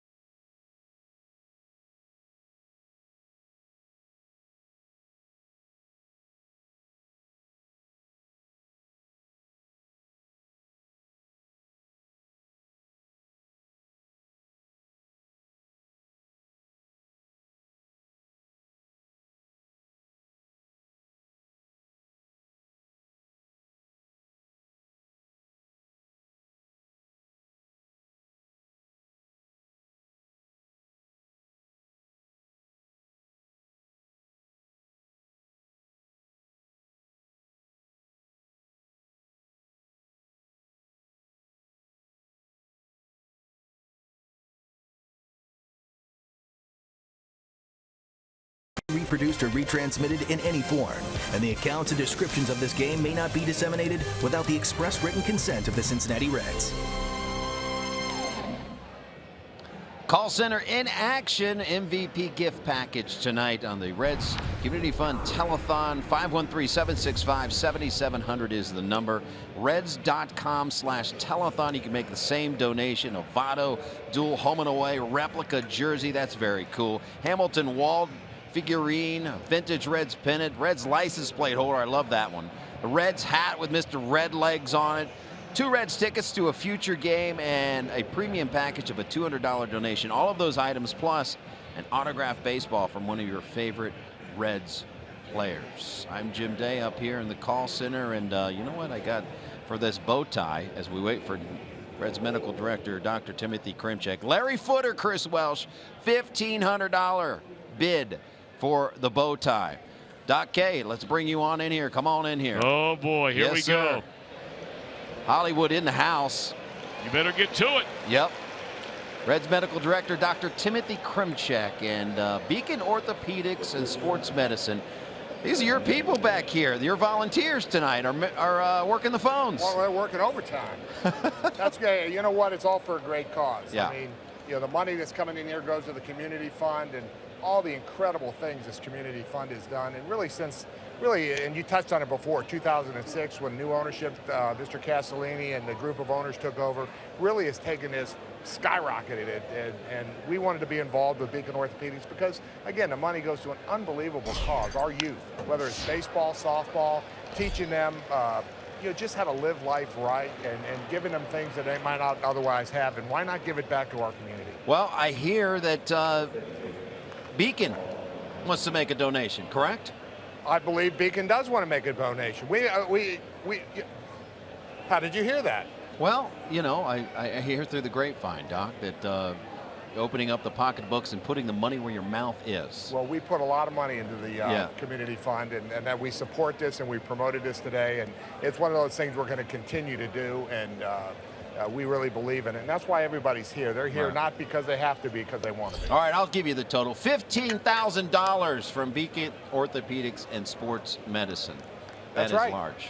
Well, it is large, and I think hopefully in time it'll be more and more, because as we watch what this money does, and all you got to do is come to the Youth Academy to see what this money does, and watch these young kids that are going off to college to play ball or whatever they do. It's absolutely worth every penny. And probably more. And you work on world-class athletes. There's no doubt about that. But at your practice as well, it's the everyday Joes, if you will, young men and women who are trying to win at the game of life, and we want to stress that as well. It's not just about baseball or softball. It's about leading a productive life and pointing these kids in the right direction. And you see a lot of these. Well, you know, it's funny. People ask me all the time, hey, it must be a lot of pressure to take care of these multi-million-dollar players and get them back on the field. The pressure is for the kids that are the young kids that get hurt. You want to get them back on the field. You want to get them back in their community, playing their sport with their friends, getting on that right road to get, whether it be finish high school, go to college, and to continue their career. That's where the pressure is. And so what the community fund does, gives its money back to the community. I like to think we're in direct alignment with kids, taking care of kids, getting them back on the field, helping mentor them in the way that we do. So it's a tremendous thing. And again, I want to thank Jane Walker, who actually helps us tremendously, works with Charlie's been on a community fund since I've been a member of the team, I believe in the late 90s or 2000, and her position has continued to grow. Well, Doc, we appreciate it. We appreciate everything you do in the community and all these volunteers that are behind us. We thank you for their time and you heading up this effort. And again, thank you for the donation. What do we have to do to see you eat lunch? I watch on TV and that Skyline all the time. Oh, you're killing me. Well, you know what? I'll pound some Skyline or whatever they want to eat at this lunch coming up. It is a $1,000 donation. So let me tell you something. With Scooter and Billy is a hoot. I think that would be worth every penny, too. I mean, you can talk baseball, life. I mean, that would be priceless. I might even give a Billy Hamilton impression along the way during lunch. I heard it's better than himself. We'll do that as well, $1,000 donation. But really, anything you have out there, folks, $5, $10. You can volunteer your time as well. So much to get involved with the Reds Community Fund. Doc, thank you very much. Appreciate it. Thanks for having me. Nice to see you as always. As Jim said, any amount, there's no amount too small. This is a terrific, terrific thing. All right, Tom, back to you. All right, you know, Dr. Kremchek and his entire team at Beacon, you know, he wasn't going to give the dollar amount. Jim was the guy who ended up giving that dollar amount. But, you know, for many of you who have kids playing youth sports, and especially once they get into junior high and high school, where Beacon is making an incredible footprint in our area. And Tim's father, Dr. Kremchek, was the one that really started this whole thing, but Tim and his group have taken it to an entirely different level, is having, you know, one of their doctors or one of their trainers at every single sporting event, boy or girl, once they get lined up with your particular high school, and having open clinics on a Saturday morning after a Friday night game in case athletes are injured, or a place to go if there's an injury during the game immediately to get looked at. And the people at Beacon, they are very much involved for the children and the young people in our community, not just the Reds Community Fund. And it goes just a lot beyond just giving them medical care and medical advice. I mean, it can go as far as getting training. I've done many pitching clinics where Dr. Kremchek would provide another orthopedic surgeon or a trainer or a therapist to come down and kind of supplement what we're talking about as far as, you know, training kids how to pitch. But he said, here's how you get ready so you don't hurt your arm. I mean, just such valuable information, so valuable in the community. What a great and generous gift he has given to the Reds. And I'll tell you, he is down here at the ballpark. Tim Kremchek. Just about every day of every home game. And that's after getting up at about 4:30 every morning, because he works out before he does surgery every morning around 5:30, 6 o'clock every day. He's on his game. Totally on his game. 2-1 to Eric Fryer.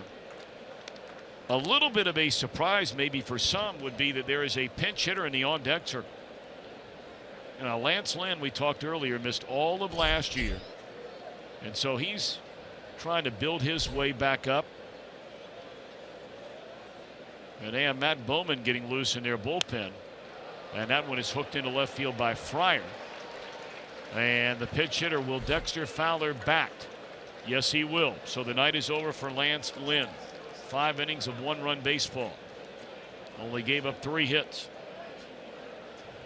Fan 4, walk 2.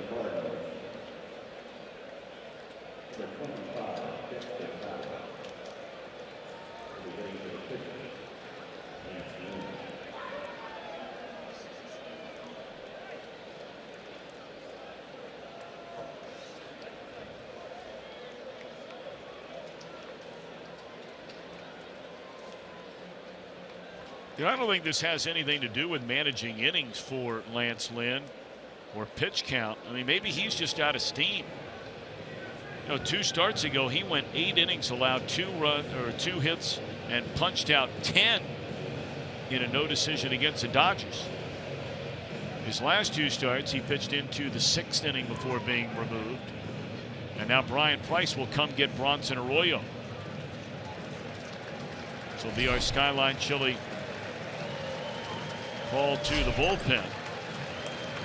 Wandy Peralta will take over to face Fowler when we come back.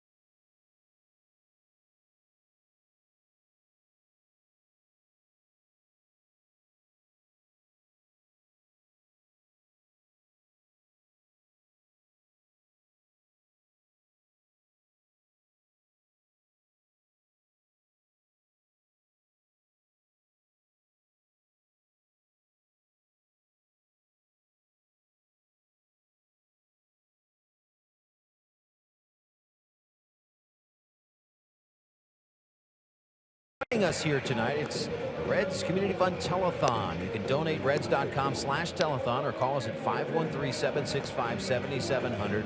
For $100, you get an MVP package. $200, you get all those items plus an autographed authenticated baseball from one of your favorite Reds players. Folks, we just went over the $70,000 mark. So Reds country, now it's really time to kick it into gear. All the great things that the Reds Community Fund does within the community and all the mentoring and giving these kids something to do and sending them in a positive direction. Let's kick it in. Let's really get into high gear now. Let me also add that most of your donations here tonight are tax deductible. And that $70,000 total I just gave you does not include the bow tie. First pitch thrown by Wandy Peralta is blasted into center field by Fowler. 1 run scores. Second runner coming to the plate, and he is out of the plate. So the Cardinals get the run back. The Reds scored in the 5th. It'll be charged to Arroyo. Fowler off the bench, a run scoring single. 4-1 St. Louis after 5½.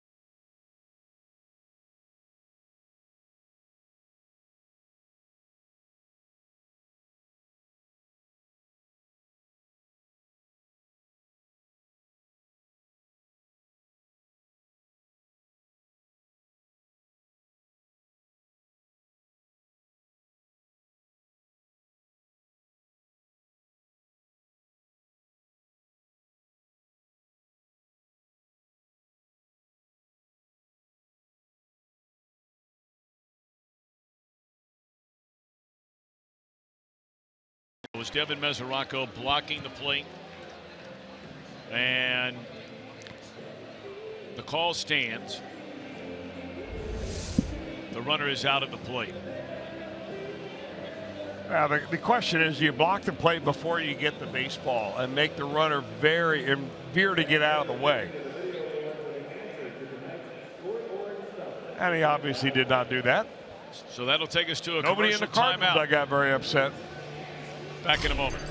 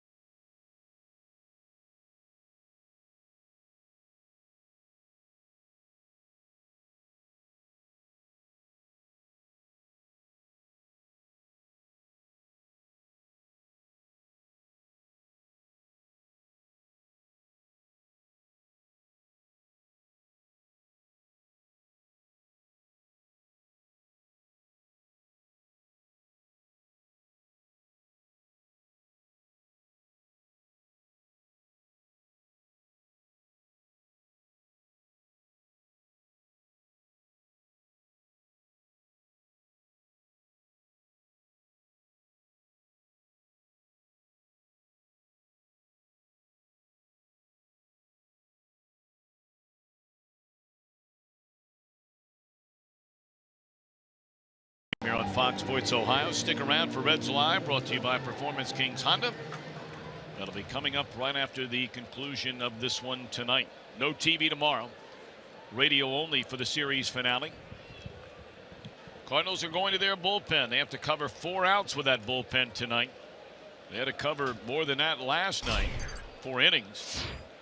They had to cover a lot more than that last night, after the Reds knocked Wainwright out of the game after 3 2/3 innings. So here's Matt Bowman.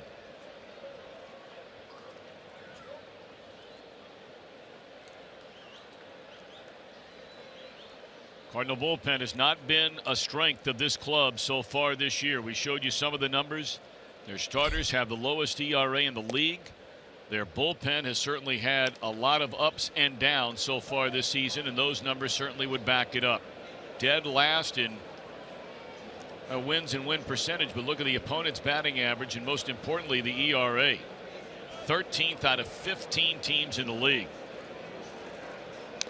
Well, Bowman is one of those relievers, Tom, that when he's good, he's really good, but when he's bad, he just gives up big numbers. And he's only had about 3 or 4 games on which he has been scored upon, but he's given up big numbers. 3 runs, 4 runs, 3 runs in 3 different games, and that's what blows that earned run average up. So relievers, that number can be a little misleading, but still you have to wonder and scratch your head why they would have taken Lance Lynn out, unless it was something, you know, to do with either saving him, as you may have suggested, or maybe something bothering him.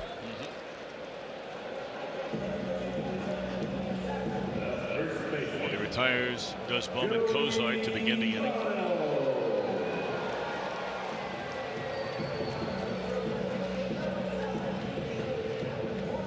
Arroyo goes 5 2/3, allows 8 hits, 4 runs earned, 2 walks, 4 strikeouts. Now Votto.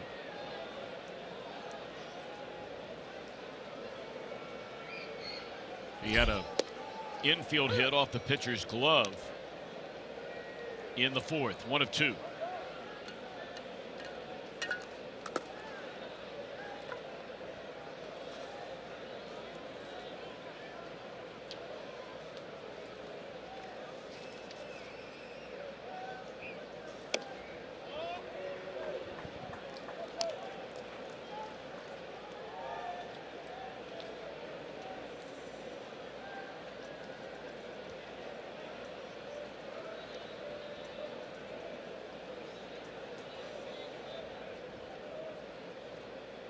1-1 to Joey. 2 balls and a strike. Duvall to follow. With the Reds down 3, hitting in the 6th inning.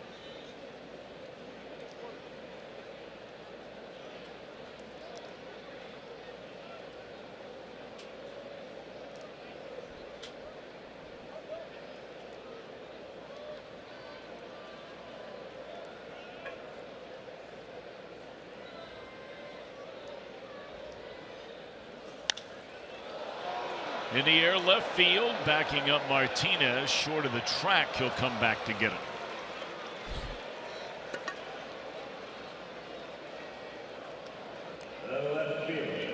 My grandfather used to say this is good sleeping weather tonight when you have the windows open. It's going to be a little bit on the chilly side when you pull those covers up later tonight. High temperature in Cincinnati today was only in the 60s. And it's already starting to get cool. You can look around the ballpark. Most of the folks here have coats on or sweatshirts. It's not cold, but a little chillier than we've had of late. Of course, it's perfect for Bark in the Park night. So sometimes you feel for all our buddies out there when it's really warm and we have a Bark in the Park game. But tonight, perfect. Chilling out. Very well-behaved crowd out there. Oh, yeah.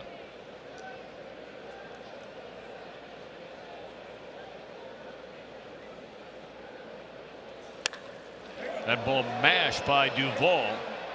And that is a fair ball into the corner.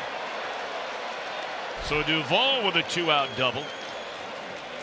And that will keep the inning alive for Eugenio Suarez. Well, you don't need to get them all back in one inning, but it sure would be nice to convert this runner here with 2 outs.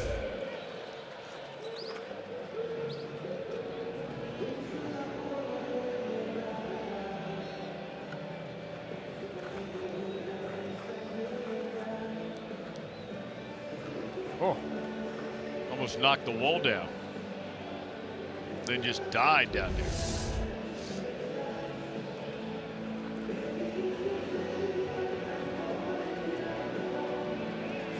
You know, the leader in the clubhouse right now on the bow tie is at $1,700. Wow. Rory Billing, who is watching us from London. You're kidding. It's kind of late there, I would say. Hey, I think that 5 bow tie, hours. he'll put all those on Seville Road to shame, won't he? Wearing that bow tie around Better believe London it, town. yeah.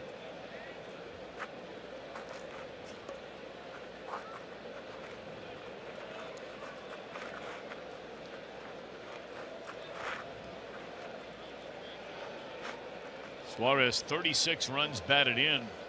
Nearly half of those have come with 2 outs. And he's got 2 outs here and a runner in scoring position.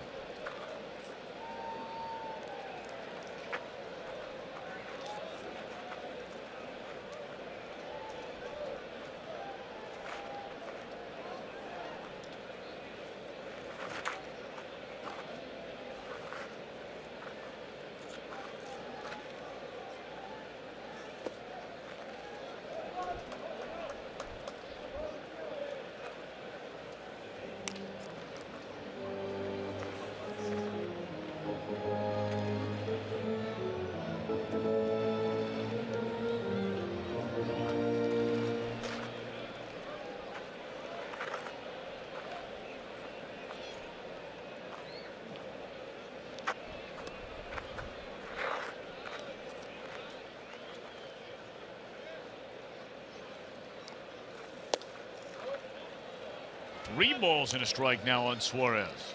And you got Schebler that if Suarez can reach, would come to the plate representing the tying run in this one. Schebler, the team leader in home runs, clubbed his 17th of the year. His last at bat. See if Suarez can keep this inning alive. 3-1 on the way from Bowman. Tapper foul.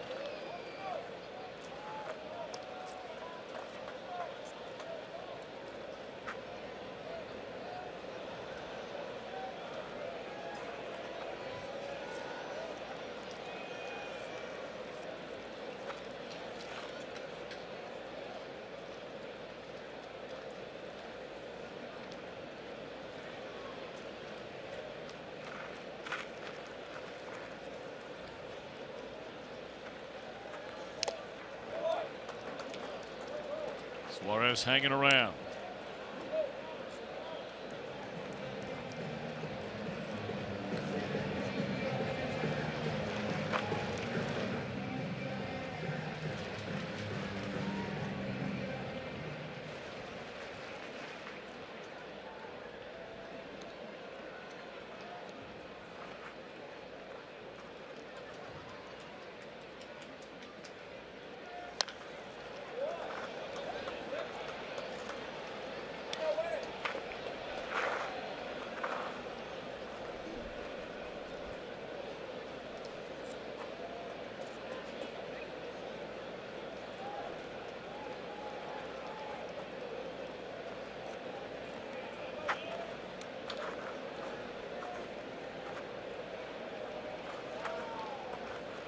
Three balls, 2 strikes. Once more, Bowman to Suarez. Runner at second, 2 out. And a ground ball to the shortstop will end the inning. Red strand a runner in scoring position. We're off to the 7th. We'll rejoin George Grant when we come back. Reds are down 4-1.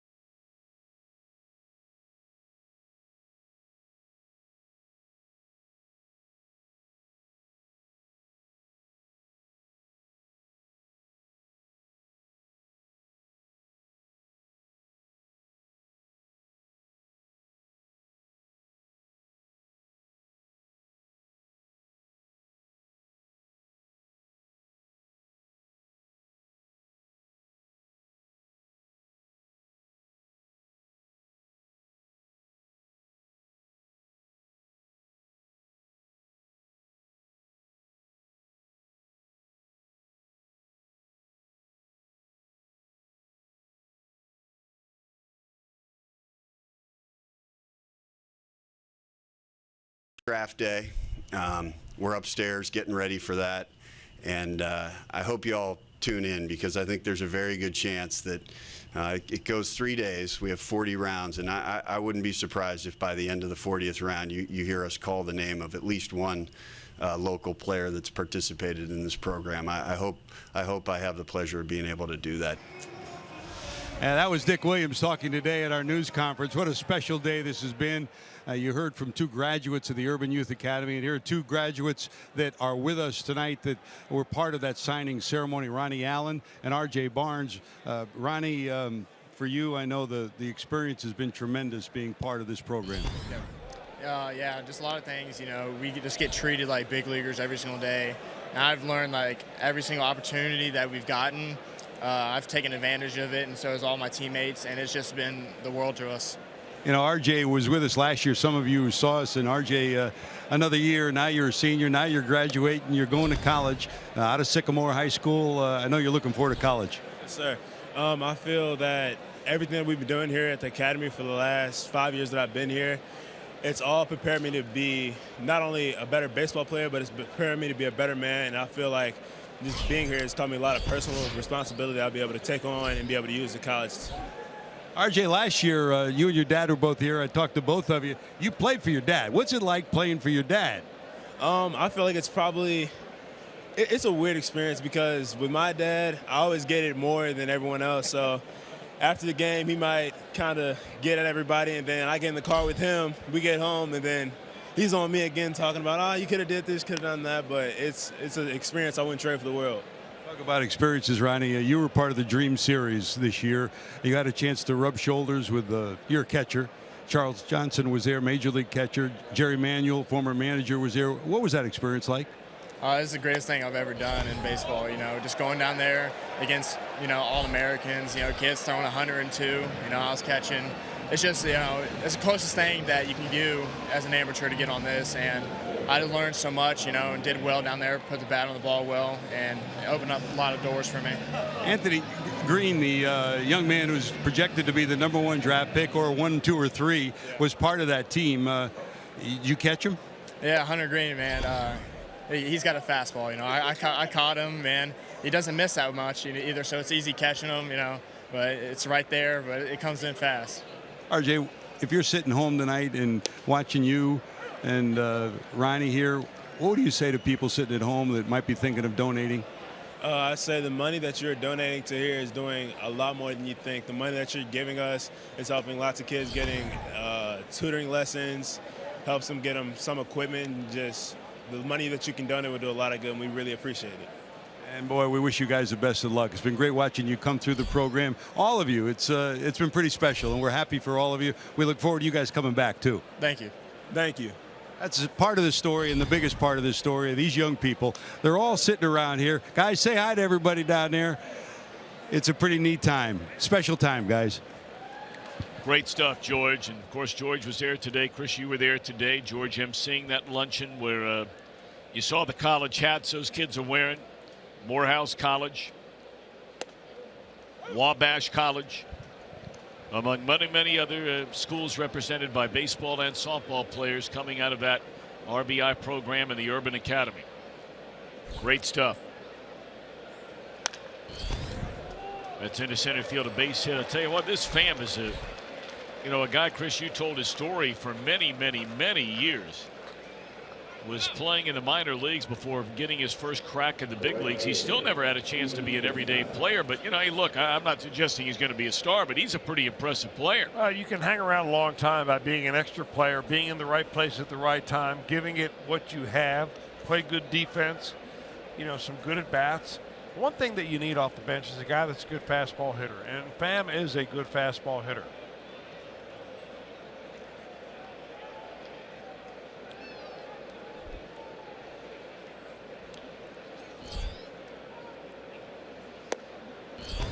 By the way, Tom, update on the bow tie auction. Yes, sir. An anonymous donor has stepped forward with a $2,500 bid. You gotta be kidding me. Wow.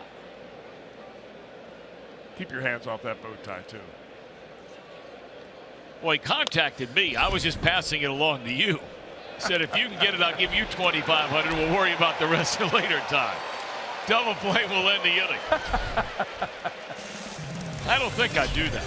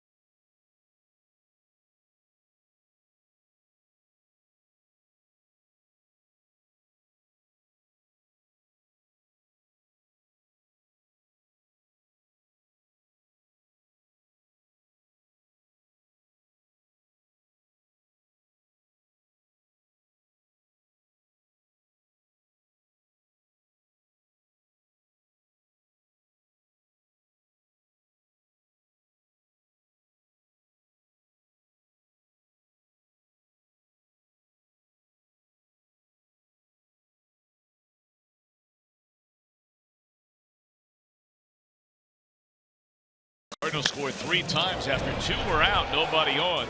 Got a home run by Carpenter in the 3rd after a walk, a double by Piscotty, scored Pham. Piscotty would score and a single by Jerko. Reds got their only run in the 5th inning on the 17th of the year by Schebler. Cardinals tacked on a run against Arroyo in the 6th inning. And now the Reds bat in the bottom of the 8th inning. And the Cardinals are going to their bullpen. They will bring on Brett Cecil. It's a guy who is really taken a lot of heat from some members of the media. I mean, let's face it, you know, in a town like St. Louis, there's not a lot of booing that goes on by the fans. There's not a lot of negative press about the team. And look, they're a team that's won a lot of games over the last number of years, so not a lot to be negative about. But Cecil was given a huge contract to come in to St. Louis during the offseason, a 4-year deal. And he has had a really rough time. Good play there at second base, but the throw is high, and Schebler will be safe to begin the inning. That'll be an infield hit.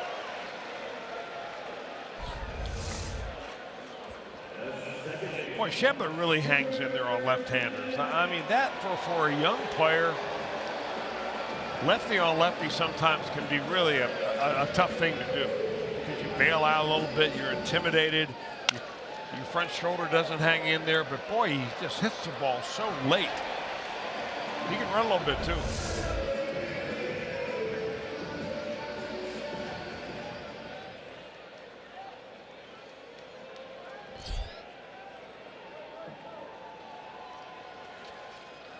All right, now Scooter Gennett, left-handed batter. And that will be a base hit into center field.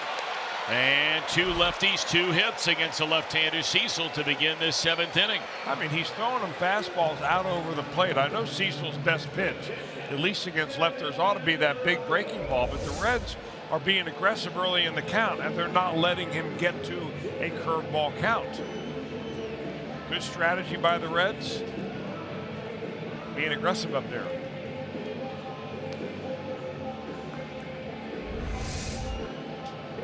Now, Cecil's been a little better lately over his last 7 games, spanning 6 innings. He is not allowed to run.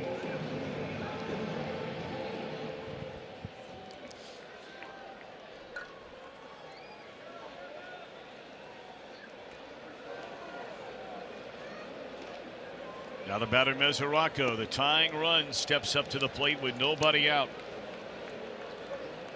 And you see the lefties are the ones that have given Cecil problems. And even with that in mind, the Reds have a right-handed batter in the on-deck circle to hit for the pitcher.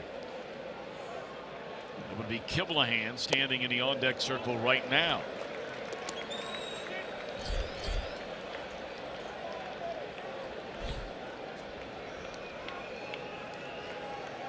You know, the lefty-righty splits in his career are much more normal than what you're seeing this year. I think short sample size, but I think maybe lefties are being aggressive on him. Not a lot of movement on that fastball. I mean, he comes right over the top with it. When he first came up to the major leagues with the Toronto Blue Jays, he was the starter. Converted about 4 years ago to the bullpen.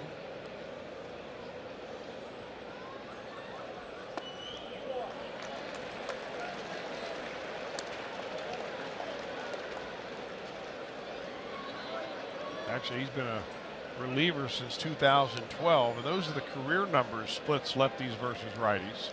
One-time All-Star. 3-1 on Mesoraco. Oh boy, that's a second fastball, a 2-0 count and a 3-1 count. And Mesoraco has looked at a heater right down the can.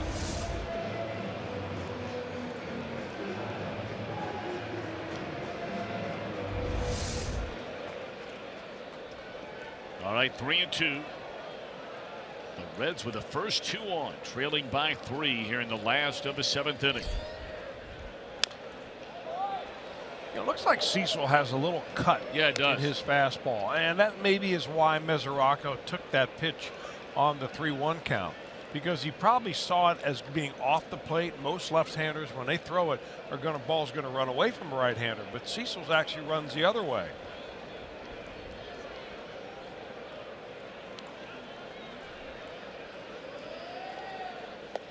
And he went around too far on the breaking ball. 1 out.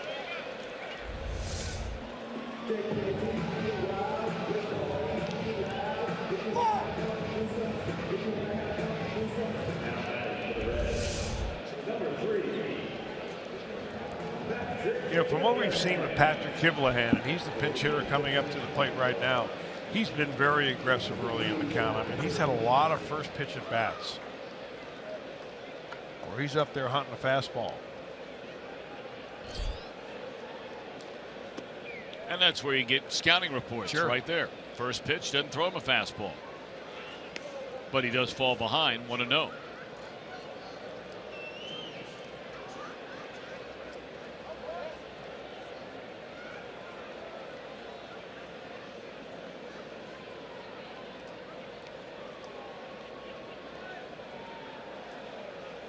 That ball is hit hard into right center field. Kiblahan has tied the game.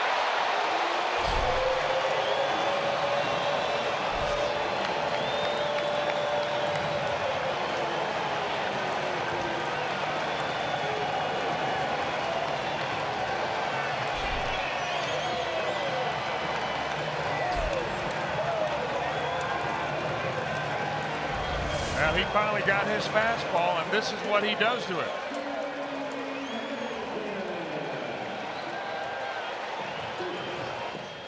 Man, oh man.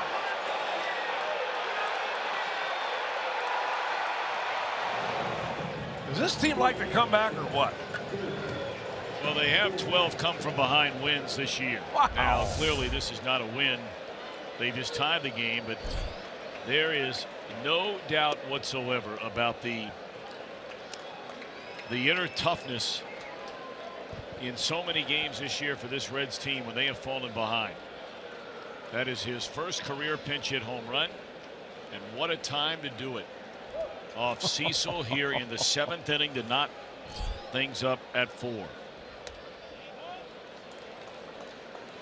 I'll tell you, every time Billy fakes a bunt, those corner infielders come in a little bit more, and they go back to their positions, but they don't go back quite as deep. So you open up some holes. You know, you hit the ball sharply, you can get it by these guys if they're playing in close enough.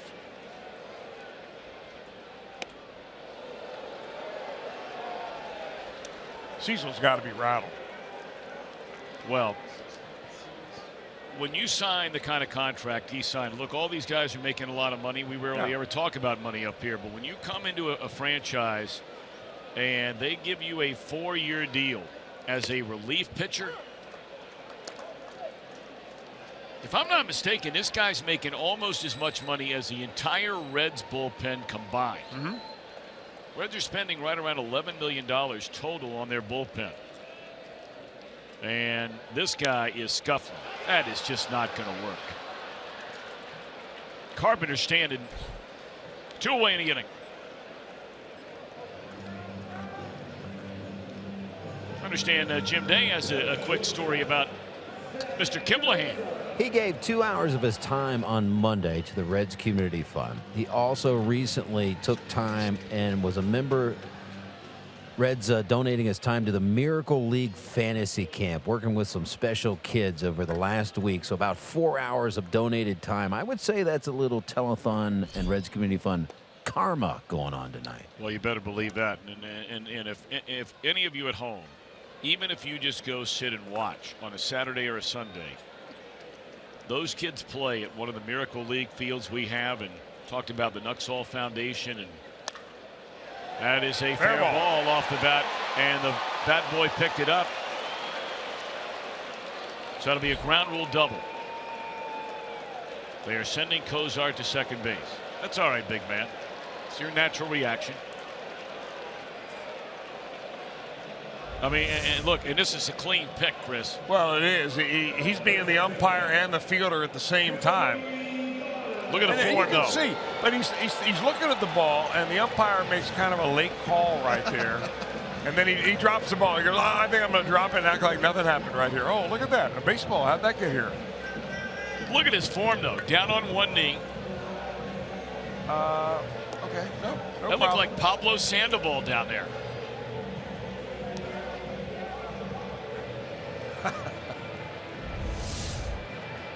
Don't worry about it, big man. It's a double either way. That's right. Don't worry about it. That's all for Cecil. He does not even survive the 7th.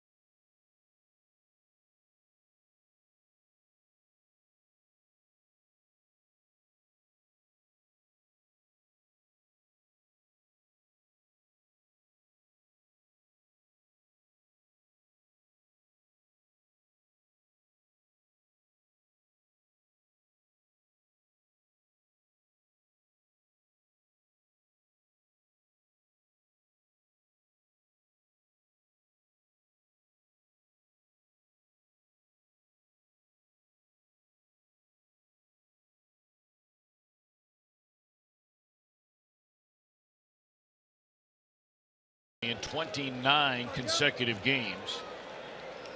It's the longest by a Red shortstop since the Hall of Famer Barry Larkin, 31 and 91. And now Cozart represents a go-ahead run. Reds have scored 3 here in the 7th. And Rosenthal, their one-time closer, takes over on the mound, and Votto greets him with a drive into left center field. The Reds have the lead.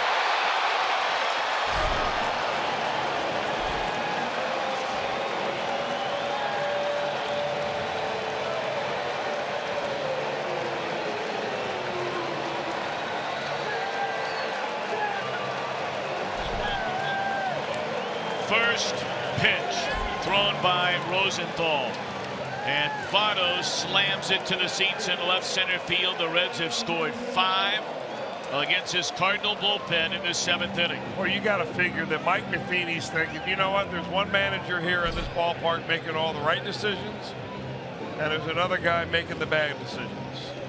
And right now the Cardinals, a 5 spot in the 7th, have seen that lead disappear, and now they trail. That ball was killed by Votto. My. I mean, just killed. I mean, but both the home runs, I mean, opposite field. Kiblahan went opposite field. Votto went opposite field.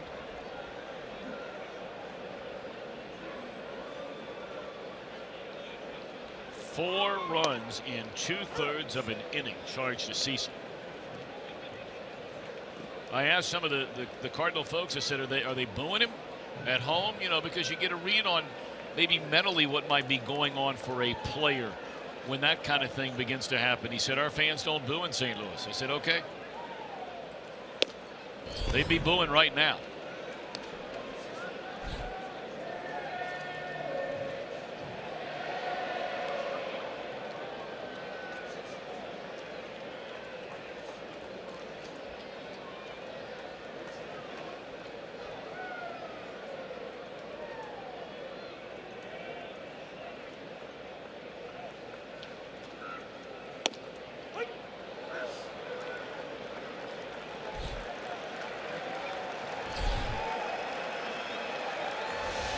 What an inning.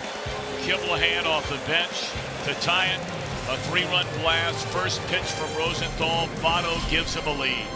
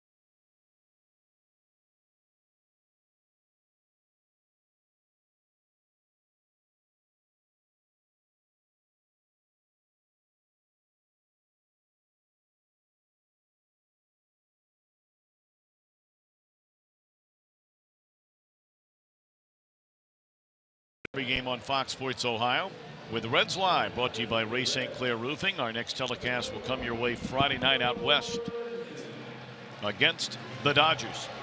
Well, you look back on plays, Chris. We saw Duvall a couple of nights ago threw out runners at home and at third. How about this play, Hamilton to Scooter Gennett? Yeah, I don't know whether the Cardinals are running into outs or that this relay throw is just so good by Gennett. First started by Billy Hamilton. Gennett on the money. The Cardinals did review that, or they wanted it reviewed to see if Mesoraca was blocking the play, but he gave him enough room to get in there. So they've had 2 runners thrown out at the plate, 1 runner at third base in the last couple of games. All right, so now it's a Reds bullpen. And as they did 2 nights ago, once they got a lead in the 7th inning, and that was a magical inning. You may remember on Monday night they scored 4 times. They scored 5 in the 7th tonight. They gave it to Lorenzen in the 8th, and they gave it to Iglesias in the 9th.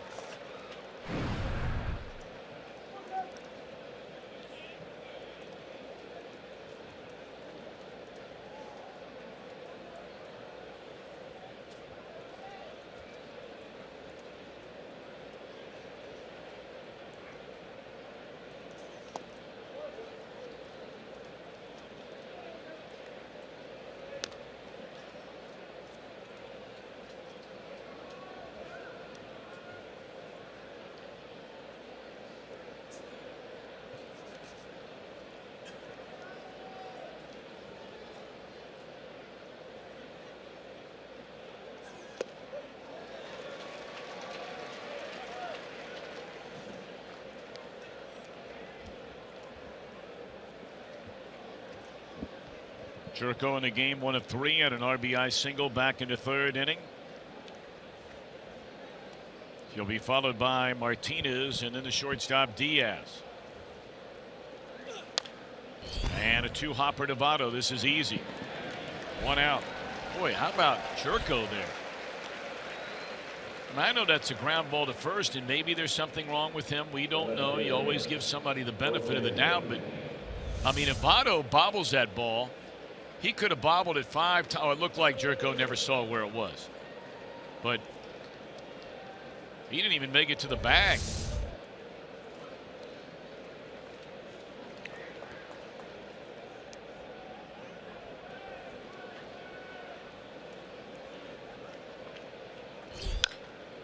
Now Tapper foul wide of 3rd by Martinez. You know, Tom, I got a couple of questions on Twitter about that play by the ball boy and the rule that's involved in that. And basically, if he intentionally fields a ball like that, it's a dead ball, ground rule double or a book rule double. But if it accidentally hits off of him or his chair or a piece of equipment down there, the ball stays alive. It's a very good question and a very good answer. Tell you, that guy can pick it down there. We got to get his name, a little bio on him. I think that'd be a good idea for Jim Day for one of our future games.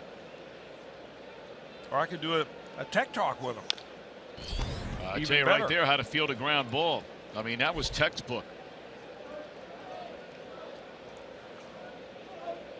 Talking to the big fellow down there. Saying, hey, man, what happened in that Cardinals 7th inning? That Red 7th. Oh, he doesn't look like the kind who's going to rub it in, though. Well, you never know. I mean, he might look like the friendly kind of guy, but he might like trash talking. That one served in the right field, a base hit.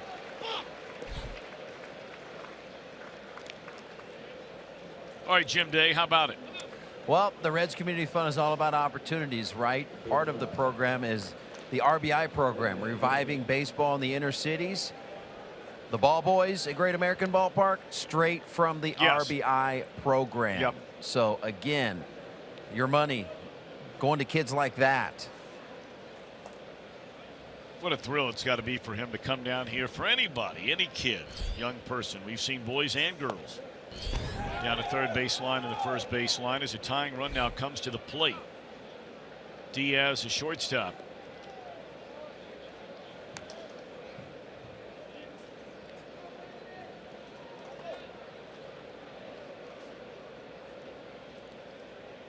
So the Reds trying to hold him down here in the 8th inning. A 1-out single by Martinez.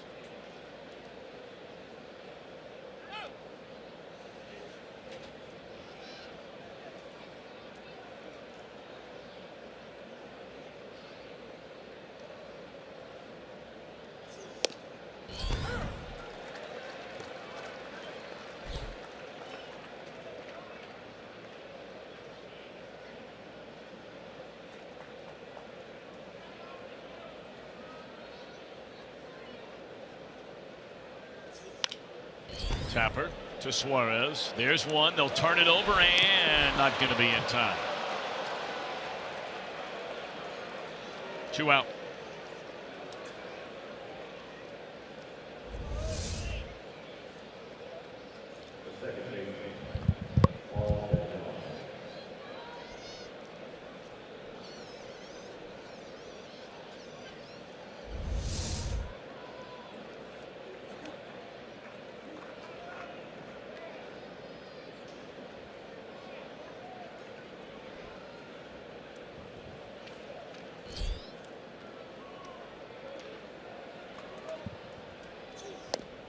Oh, what a pitch that was on the outside corner.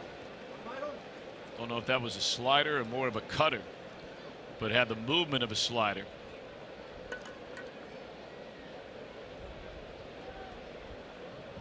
Oh, and 1 on DeYoung.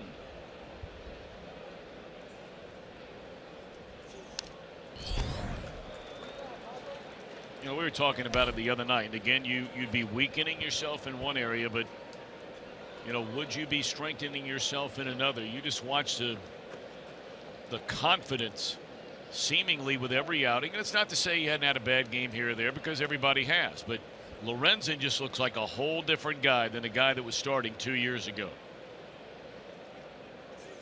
Well, let's face it, 2 years ago, he was pretty much fresh out of college. And even in college, he was the type of pitcher that didn't get a lot of innings in because he was a two-way player and a good one. Played center field, and they'd bring him in the 9th inning to throw 100 miles an hour and blow away the other team and get the saves. So the Reds put him in the minor leagues as a starter. So you get some innings, you learn how to pitch. But I think this little trial in the bullpen has been just outstanding. It's kind of a throwback as to the way teams used to do it. But I really believe that when they converted Michael Lorenzen from starter to reliever, they feel that it may be a long-range move. Well, Michael, if he has anything to say about it, he may prefer to be a starter. He's already told us that. He's told me that. And you wonder if the Reds will sometime consider that. 1-2 to count on DeYoung. 2 outs, runner at first. Oh, boy. Oh, boy. Reds are batting the 8th, leading by 2.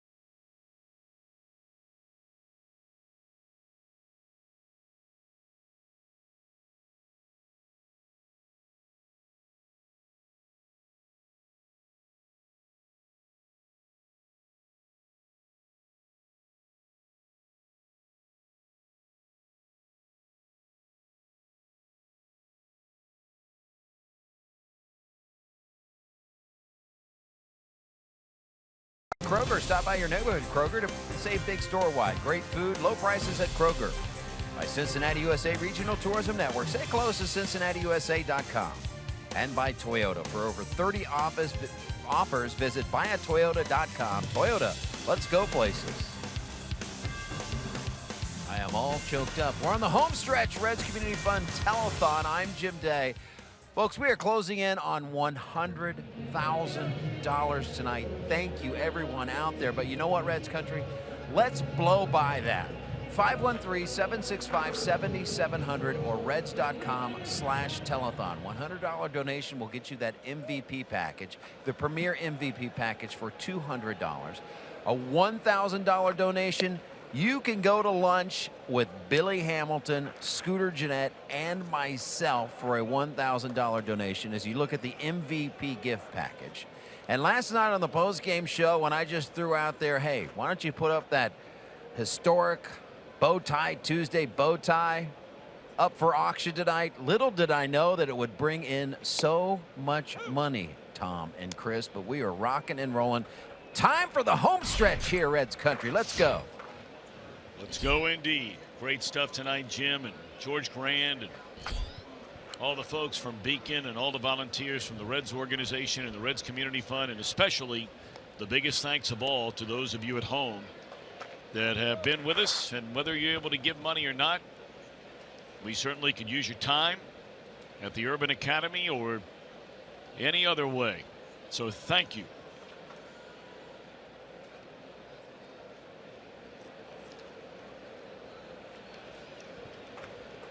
Kevin Segras, left-hander, comes on from the Cardinal bullpen. Bowman pitched a scoreless 6th, but the duo of Cecil and Rosenthal combined to pitch 1 inning. They allow 5 hits and 5 earned runs.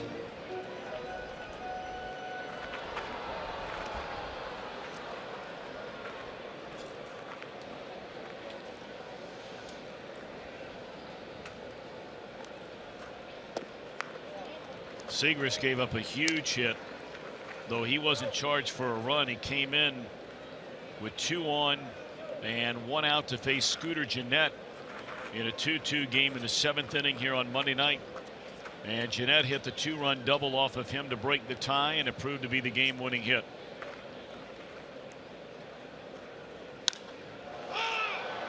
Just got underneath that one.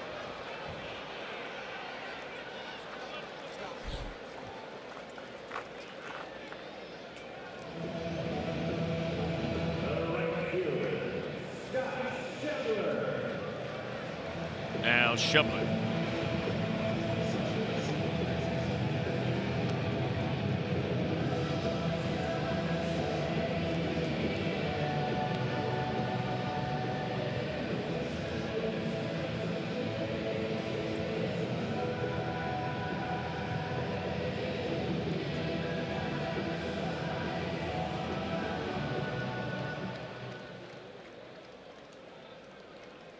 What a return to the lineup tonight for Schebler. He walked his first time up, hit a solo home run, a laser to the seats in right center in the 5th, and then had that infield hit to start the 5-run 7th inning. He would score the first of 5.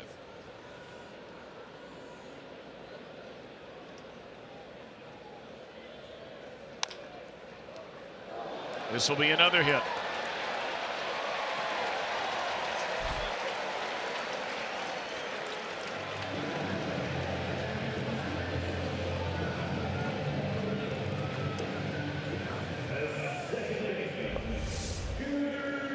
And he bangs it right in front of home plate, and Kevin Seegers thought he had gloved the baseball. He came back down onto the ground and realized, oh, ball just tipped off the glove, didn't go into the pocket.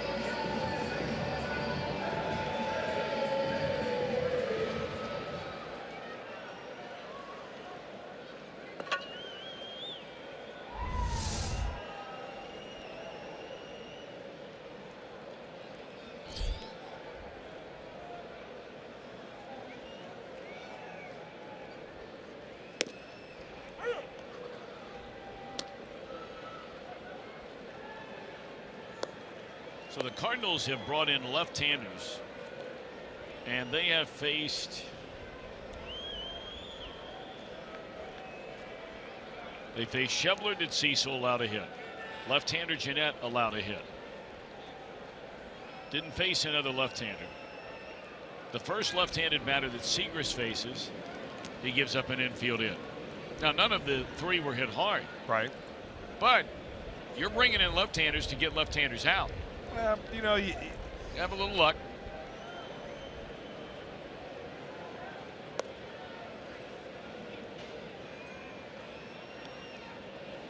I mean, if there was such a thing on the first line of the contract, they might get 2 of them in one fell swoop.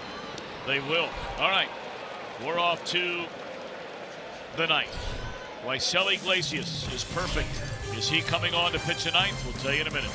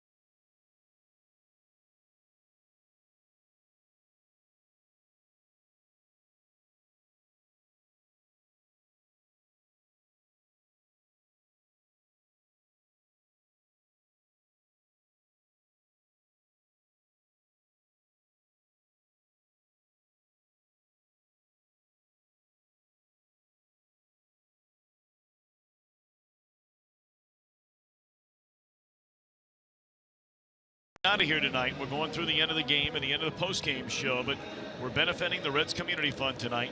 If you're able, for $100, the MVP package at Savado, dual home and away replica jerseys, a Hamilton wall jump figurine, or vintage Reds pen and a hat, tickets, and more for $200. All that plus autographed, authenticated baseballs.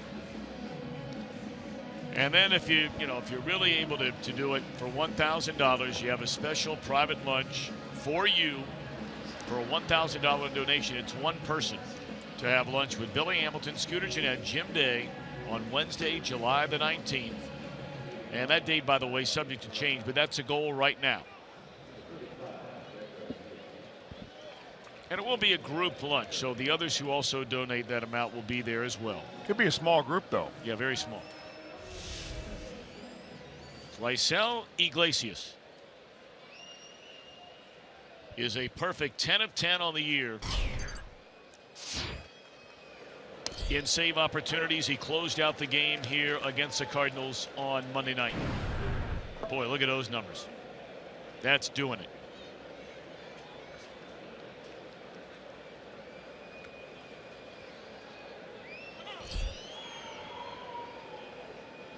Greg Garcia will lead things off. Batting for Fryer.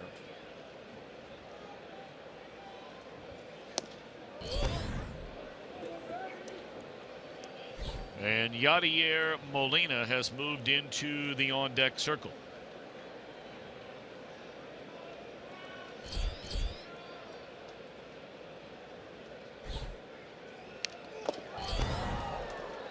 Now, Tom, you mentioned that the phone lines for the Reds Community Fund Telethon stay open through the postgame show. The Twitter poll or the auction for the bow tie, which now sits at $2,700. Oh my gosh. Closes at the end of this ball game. Okay. So if you want on it, you're 3 outs away. And again, tell those who maybe are just tuning in. It's a bow tie you wore last night. It's a bow tie I wore last night. It's a really nice bow tie. It's a nice bow tie. It has American flags on it. I wore it in to commemorate the D-Day. And it was on, of course, a historic night that Scooter Gennett hits 4 home runs. Scooter will sign it. I will sign it. We'll put it in a nice shadow box with a little plaque that explains what the day was all about. And we'll have it all fixed up for you and get it to you. And right now that bid is at $2,700, and there's only one of those.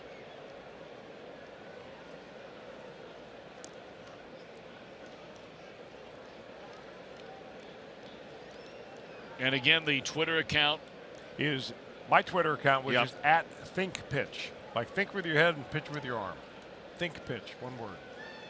Swing and a miss. Foul tipped actually into the glove of Mesoraco, and gone is Garcia to open the ninth.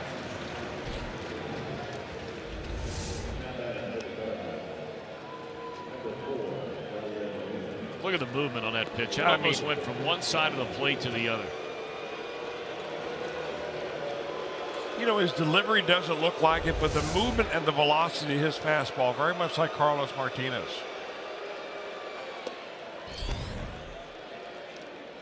Iglesias separates himself, I think, because he throws from so many different arm angles.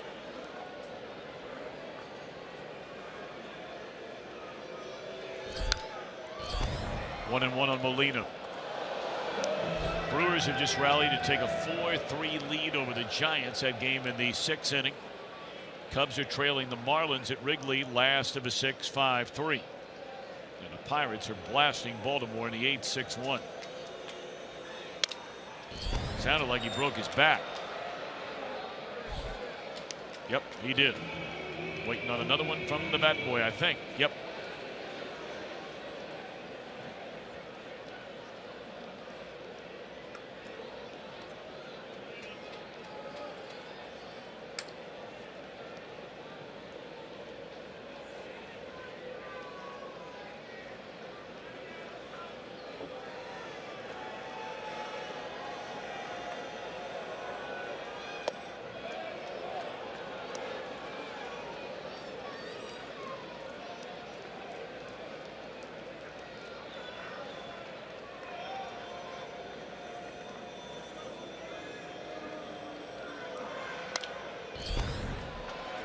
Suarez on Novato. The Cardinals are down to their final out of the night.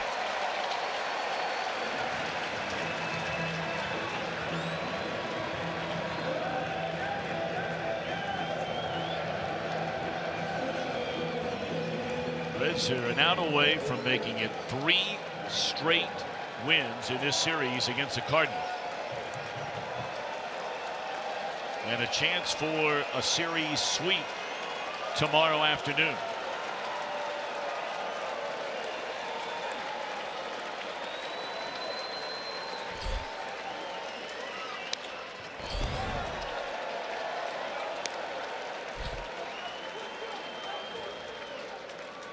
Again, that'll be a 12:35 first pitch tomorrow. The one-time Red Mike Leake against Scott Feldman. No television tomorrow. Tickets are available. Weather's supposed to be a really nice day again tomorrow, so come on down to the ballpark. This ought to do it. From short right, Scooter. Game over.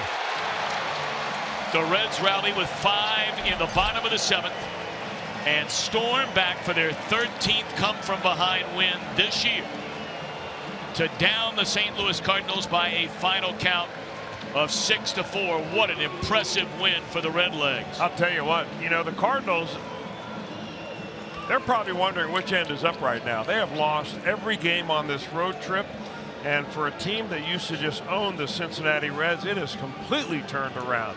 This ball club refuses to give up. They keep coming back, and boy, right now they are some kind of fun to watch. So the Reds now 2 games under 500, 28-30, hoping to gain ground inside the Central. We'll be back in a moment.